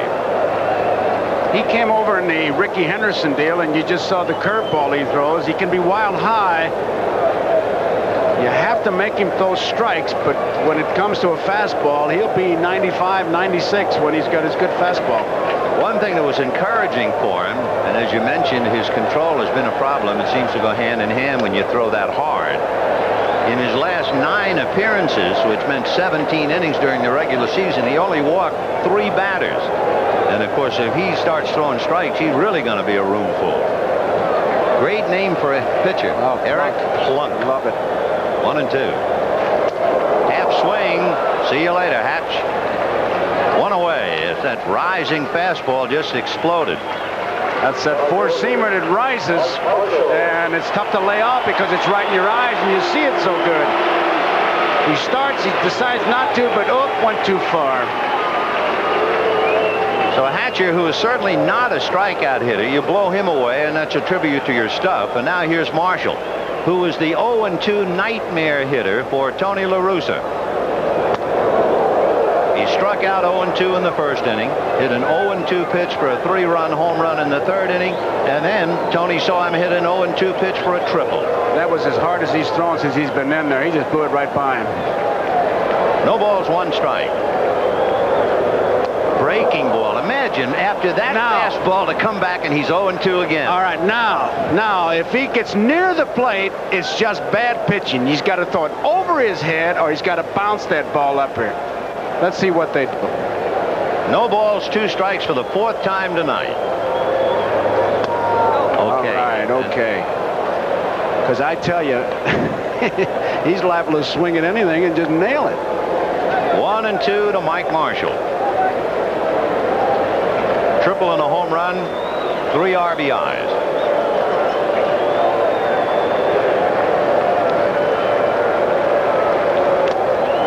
Okay, you can see now why they think so highly of Eric Plunk. Boy, he throws hard. And he can be wild high, but it looks so good, you're going to chase it. He takes care of Hatcher and Marshall, and you can be at the other end of this.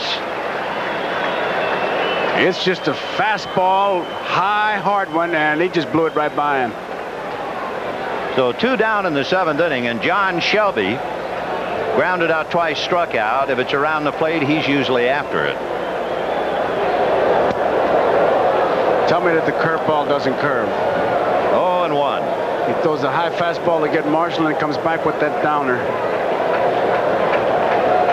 6-0 Dodgers in the 7th. Hasse, Hubbard, and Weiss due up in the 8th. That is the nightmare spot for Shelby. Up and away. He has rarely ever made contact up there. He's not going to make contact if he throws another one there because he's not only missing it, he's behind it.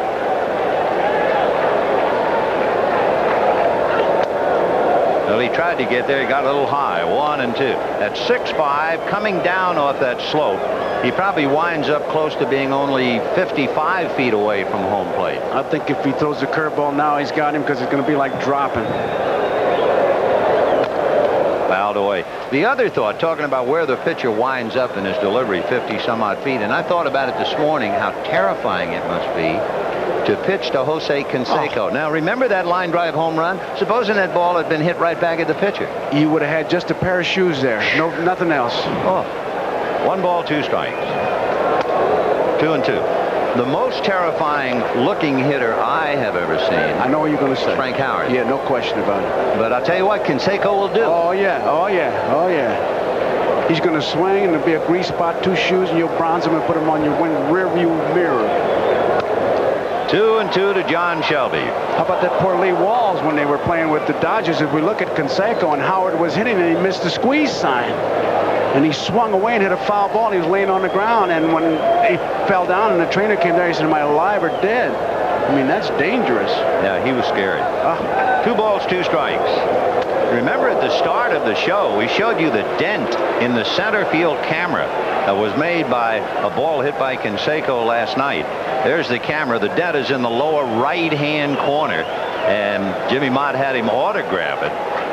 Imagine hitting a ball that hard. 3-2. Got him. And he came inside to take care of Shelby, who is struggling and goes 0 for 4. Impressive inning for Eric Plunt. Strikes out the side. Earlier, I was talking about a couple of fellows I felt badly for. Tim Cruz of the Dodgers, Mike Sharperson, unable to play. And here's another good guy who's been deprived of a chance to play, Matt Young, who lives in nearby Pasadena, pitched for the Dodgers last year. And he had the Tommy John operation about 5.5 weeks ago. He's got a big zipper inside his left elbow. And I pray that he'll be able to come back because he's 29 years old and a super guy, Matt Young. In the 8th, 6-0 Dodgers. And Ron Hasse grounded out, fly to left. Jose Gonzalez is now in right field for the Dodgers, so Mike Marshall comes out. There's Jose. Strike. Is this the first World Series where we have 2 Jose's in right field in a night game in Southern California? On natural grass. You got it. Chopper foul and the count 0-2. Dodgers 6 runs, 10 hits, and 1 error. The A's no runs, 3 hits, and you're looking at them. There's the attack right there. It looks good to see him blow that bubble instead of chewing that tobacco. The Cobra. Ball 1-2. Interesting, when the Dodgers had their scouts explaining the various members of the Oakland A's and how to pitch to them and what to expect offensively from them, what they did, I think, is what you would do. They tried to familiarize the Dodgers, and they would take an Oakland player and say, he's so-and-so in the National League. So everybody said, well, okay, well, who would you play and say is Jose Canseco? And they said Eric Davis, who of course doesn't look at all like him. He looks like Midnight, just 2 hands straight up, but he has that kind of ability. I tell you, it would be tough when you stop to think of going through a whole team like that. Who do you have in the National League? And that says it pretty well there, Eric Davis and Canseco. Yeah. Jose Canseco. Hasse just trying somehow to get aboard. Remember, Hershiser has had perfect control up to here. Fouled away.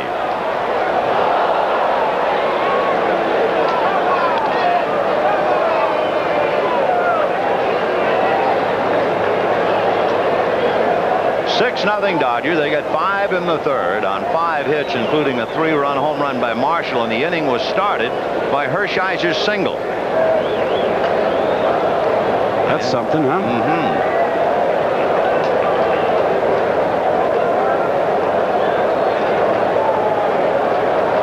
Russell listening to Joe Ferguson and moving Shelby in center. Strike 3 called to Ron Hasse on a pitch up.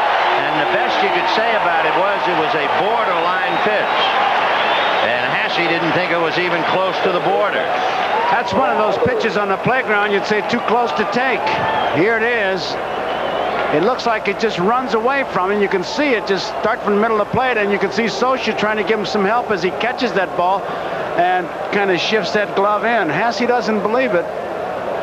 I think Mike kind of pulled that pitch he did too on the way corner. He caught it, he didn't catch it up with the face of the glove showing the umpire, kind of caught it sideways. Here's Hubbard, and Glenn takes a pitch. 1 ball and no strikes. Popped up to Hershiser, grounded to 3rd in the 6th inning. 0 for 2. 1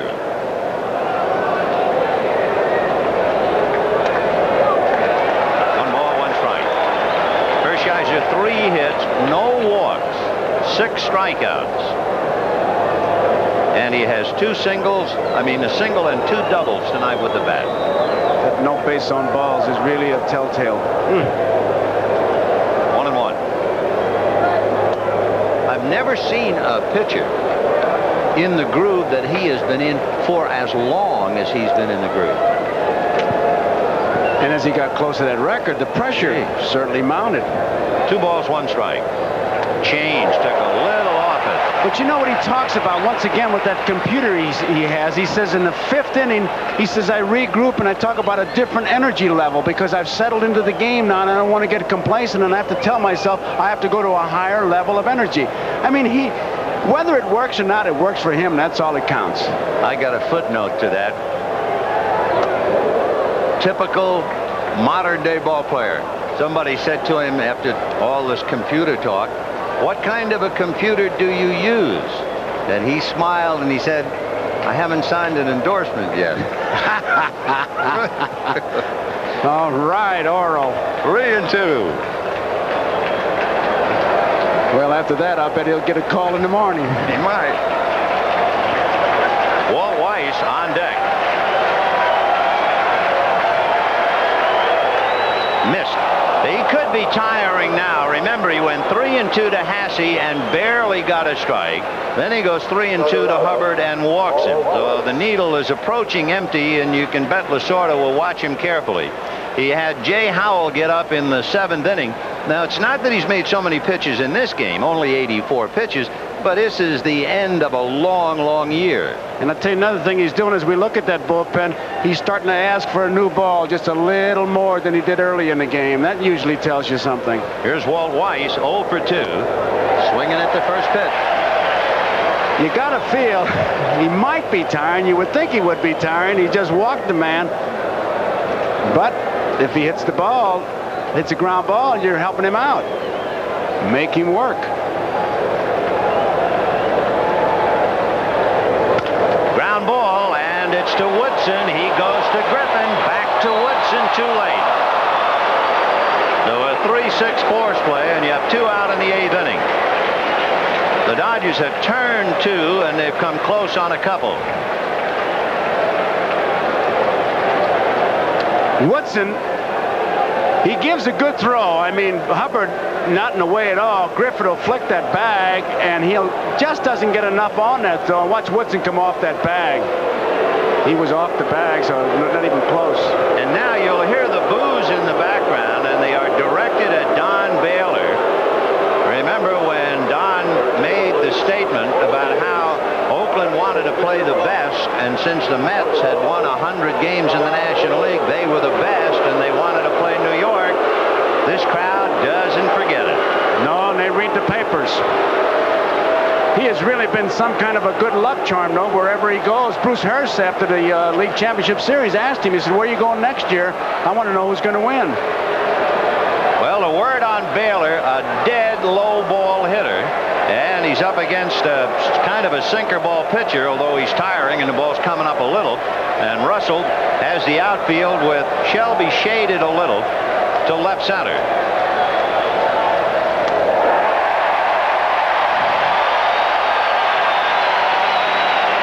There's the quote that really got him in hot water.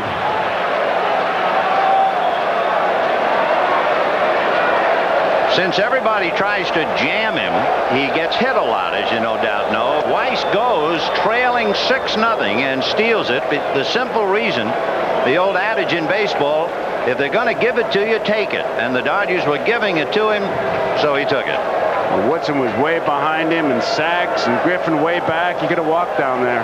Baylor has been hit 267 times in his career. 1-1 to Don. 39 years old.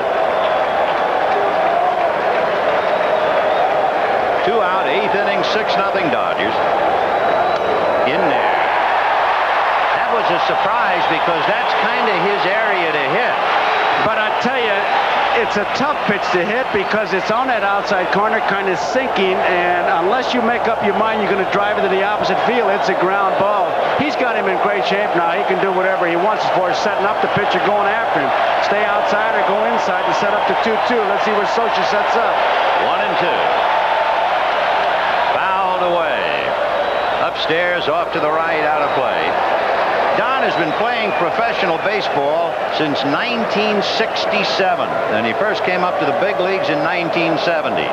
He's heard just about every kind of a crowd reaction there could be.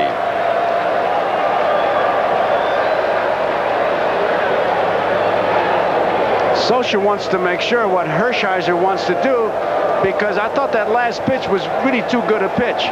Against Baylor, Hershiser has picked it up a little bit. 80 miles, 88, 89. The last pitch was 90 miles per hour. I'd almost look for a pitch in the dirt. I would too. I see if he chases it at least to the outside part of the plate. 1-2. There it is. Half swing, got him.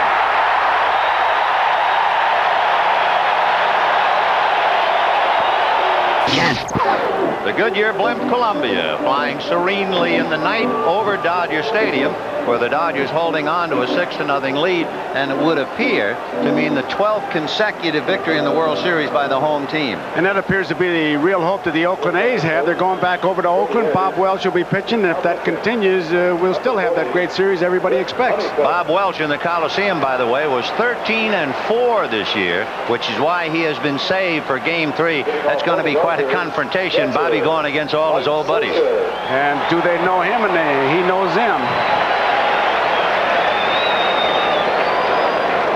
And talking about old buddies, Rick Honeycutt comes out of the bullpen to pitch here in the 8th inning. A strike.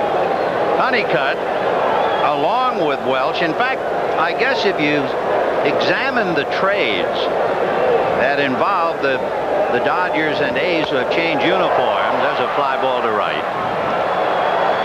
It was not only a great trade for each team, but each team traded away very popular players. And that makes a difference on a ball club. You know, if a guy's a troublemaker, hardly anything is said, and you hate to see the good guys go. The first thing Honeycutt did, and several of the others, when they arrived here in the ballpark, they were in Lasorda's office. Well, I remember Stewart going in there and serving him, because he had that, when Bob Costas was doing that Eat the Meal with Lasorda's show, and Stewart came in and had some fun with him. Honeycutt has a great smile, soft-spoken, modest, and is one of the great competitors on the mound. You would never know it if you met him. He's so easygoing, but not when he's at work, and he's working. 0-1.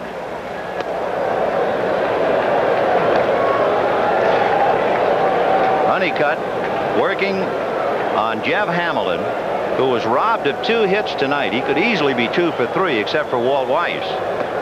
Good sinker, 1 and 2. See, that's where statistics are kind of misleading. He's 0 for 7, but if it wasn't for Weiss, as you just mentioned, he'd have himself a couple base hits and maybe be on his way. But they say, man, he's not hitting at all. Yeah, Walt Weiss has been sparkling. 1 ball, 2 strikes. Fouled off. One of the great things about Honeycutt is he knows his limitations. And that's tough to do. You're a big leaguer. You think, well, I can go out there and get anybody. But he knows he can get you, but only with certain pitches thrown at his space and rhythm and time and everything else. He always pitches within himself. That's very hard to do. Yeah, no ego trip with him. Fouled away. Because the comics all want to be singers, and the singers want to be comics, and pitchers who use finesse want to be hard throwers. Last night's starting pitcher, Tim Belcher, came from Oakland to the Dodgers. Rick Honeycutt went the other way. 1 ball, 2 strikes. Honeycutt was in 2 LCS with the Dodgers, but he was not in the World Series. He appeared in 83 and in 85. 83 with the Phillies. 85 always remembered as the Jack Clark series. See you later, Hamilton. 2 down.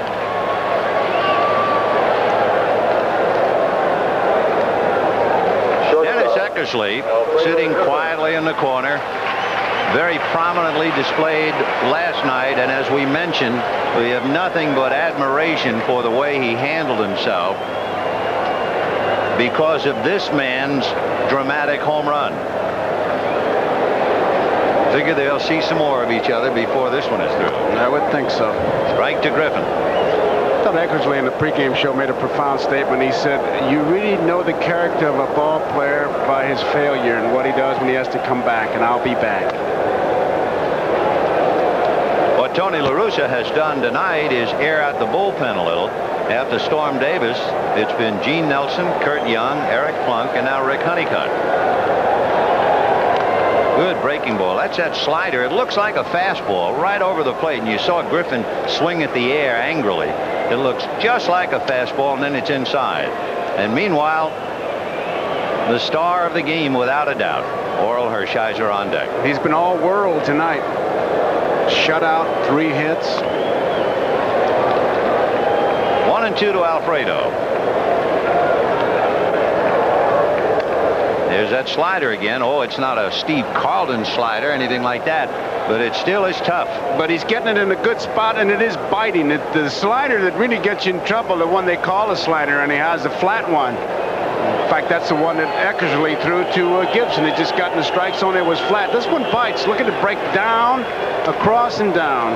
He saved 7 games during the year, used sparingly. 2 balls and 2 strikes to Alfredo Griffin. The Dodgers with 5 in the 3rd, 1 in the 4th. That's not a runaway against Oakland, but Oral Hershiser has just been magnificent, and that's the story. He's got a 3-hit shutout. 2-2. Sinker away. So what a number he did on Alfredo Griffin. Sliders down and in, a sinker away, and Oral has a date with the 9th inning. We're going to the 9th inning of Game 2 of the World Series.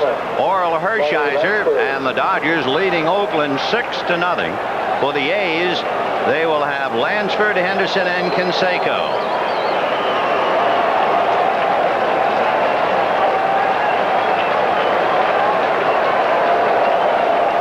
Garney Lansford grounded to third, struck out, and reached on an error. 0 for 3. The Dodger bullpen will loosen up back of Hershiser just in case. In the dirt, ball 1. That's Jay Howell down in the Dodger bullpen. And, of course, because of the suspension, it's been a while since he last pitched, about 9 days. So if he's brought in, he could be fighting control. 1 ball, no strikes to Garney Lansford. Ball 2. Tony La Russa, a bitter defeat last night, and then the unlikeliest thing of all, seeing his big power-hitting ball club shut out. Whoops, that almost got Carney. Ball 3. So sinker ball, Oral Hershiser starting to come up now, and Lasorda knows that's a sign of fatigue. I would think he'd like to let him finish, but I don't know if he's going to let him finish. Make him hit the ball is what he's hollering. I'm sure of that. 3-0.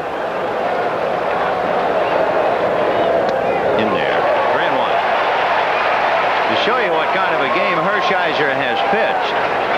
The A's have managed to get only 2 men to second base, and 1 was on a stolen base, and he's walked him. But he's struggling now, no doubt about it. He gave up a 3-2 count and got a strikeout to Hasse in the 8th. Now Jesse Orozco has joined Howell in the bullpen. He went 3-2 and walked Hubbard and got out of it, and now he surrendered his 2nd walk. Looking at Lasorda, I can't help but think before that the workout day, I was talking about his ragtag team and how they're overmatched and how they're overwhelming the underdogs, but we'll be here to show up. A lot of people talking about Oakland A's in 4 in this series, and they're looking at being down by 2. And he's missing now. Socha's trying to find something to start him off with the curveball, even though he is a first ball fastball hitter. He's just trying to find a strike. That's what he's trying to find. He's struggling. The runner goes since they're not holding him, it's a strike. It's a second time. Remember, they let Weiss go in the 8th inning. Now they turn Lansford loose since the first baseman, Woodson, is way back. They're not interested in him. Peronoski's the man. If he can spot a flaw in the mechanics, Ron, with his chin in his hand, will be out to the mound. 1 ball, 1 strike.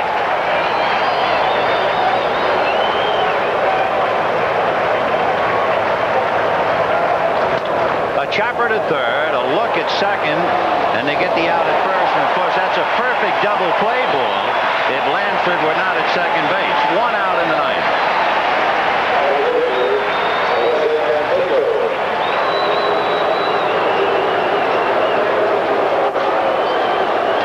The executive producer of NBC Sports, Michael Weissman, the coordinating producer and director of tonight's game, Harry Coyle. Produced by John J. Filippelli and George Finkel. Pre-game produced by Les Dennis. Pre-game and replay director, Andy Rosenberg. Replay producer, David Neal. Technical directors, Lenny Stucker and Marilyn Altman. That's right. This crowd seemed to think if we make some noise, maybe we can perk him up and get behind him, and since then he's gotten the ball over the plate. 0-1, the count to Jose Canseco. In there, strike 2. Canseco doesn't believe it. And now the crowd using their own energy, trying to will a little extra stamina to Hershiser. Trying to use jumper cables from the crowd to Hershiser. Get a little energy in there. 0-2 to Jose Canseco. Flied to right, struck out, and flied to center. Some of the crowd, many in the crowd, on their feet.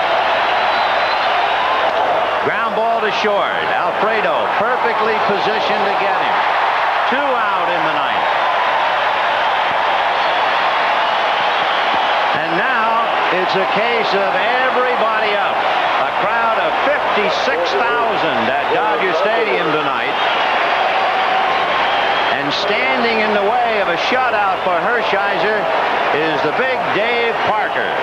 Oral had 8 shutouts during the regular year, was brilliant in the league championship series, and here he goes now to get Parker.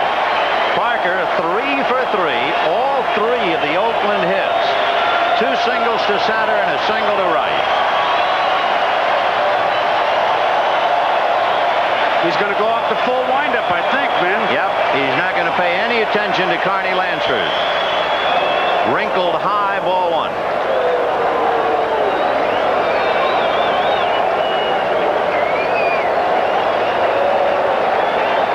That really tells you a lot about the command that he's had. 100 pitches, and he's 1 out away from a complete game, a shutout victory. And normally you'd see maybe 130 pitches. In there, 1-1, and it gets louder here now. Breaking balls, 2 of them. He has done what he has done so well all year. Throwing strikes, throwing ground balls, and he's faced only 4 batters over the minimum tonight. 1-1.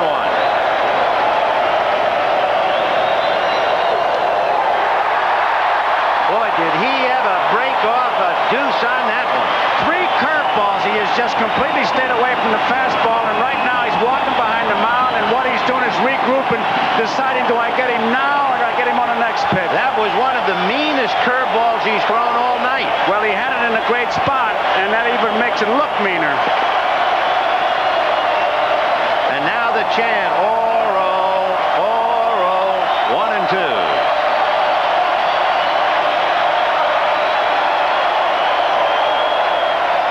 He's shaking them off. He knows what he wants to do when he walked behind the mound. He decided, and now he's going to come with it.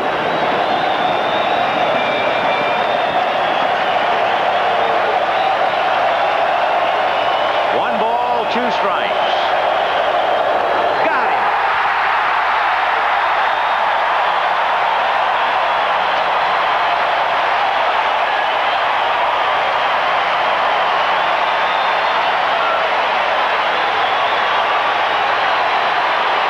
I don't know what it is on the Chinese calendar, but it's the year of the Hershiser, the year of the Bulldog. It certainly is, and I don't think any of those strikes that he made on Parker were really in the strike zone. He placed it so well, and you saw it all when you saw Peronowski and Hershiser kind of embrace. And a somewhat chastened Oakland ball club that won 104 games, blew away Boston in the championship series, now must go home and regroup.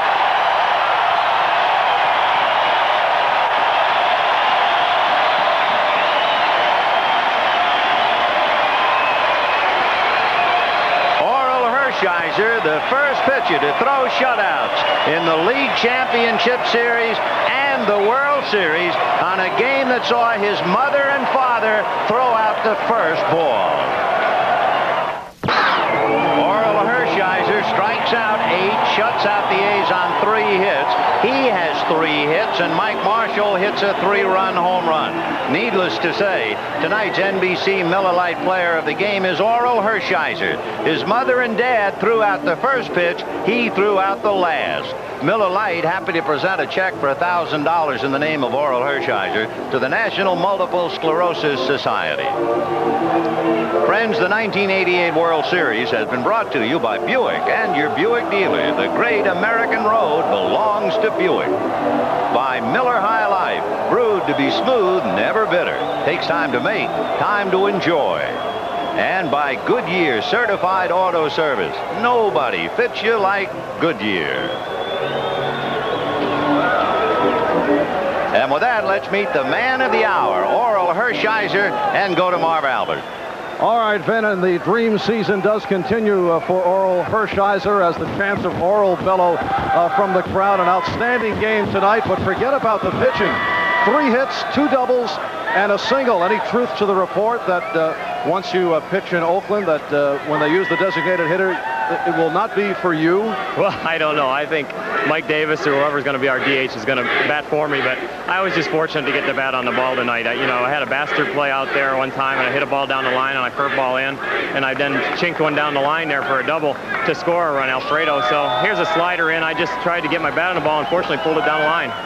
What meaning was it for you to see your parents throw out the first ball to get the evening underway? Well, I was just trying for it not to break my concentration at first, and then I said, forget it. This is a once-in-a-lifetime opportunity. So I went out there and gave my dad a handshake and said goodbye to my mom, and then I tried to get my game face back on. But it's just fantastic to have them being Little League Parents of the Year. They deserve it more than anybody because they don't just have it because I'm in the big leagues, but they really did work hard in the Little League. Now, the Dodger rotation plans call for you again in Game 5. If there is a Game 5, they're chanting sweep here, but I know you expect that this series will go to a Game 5. And then Lasorda said, should there be a Game 7, if you wanted the ball with 2 days rest, you would get it. So it's rubber arm Oral Hershiser. Well, we'll have to see what goes on. Game 5 might even be a little soon, depending on how those other games go. Maybe they'll save me to pitch back home here in Dodger Stadium, but you never know. I just think that I'll go and see how my arm feels. Going into tonight's game, what was your greatest fear concerning the Oakland Athletics? I think just pitching to Jose Canseco with a lot of men on base. I think when McGuire is up there first and second, I really bear down on him because he, one swing, can be back in the game. All right, 23-game winner Oral Hershiser, outstanding in the National League Championship Series, and opens with a solid effort tonight. Congratulations. Thank you. All right, let's get back to Vin and Joe.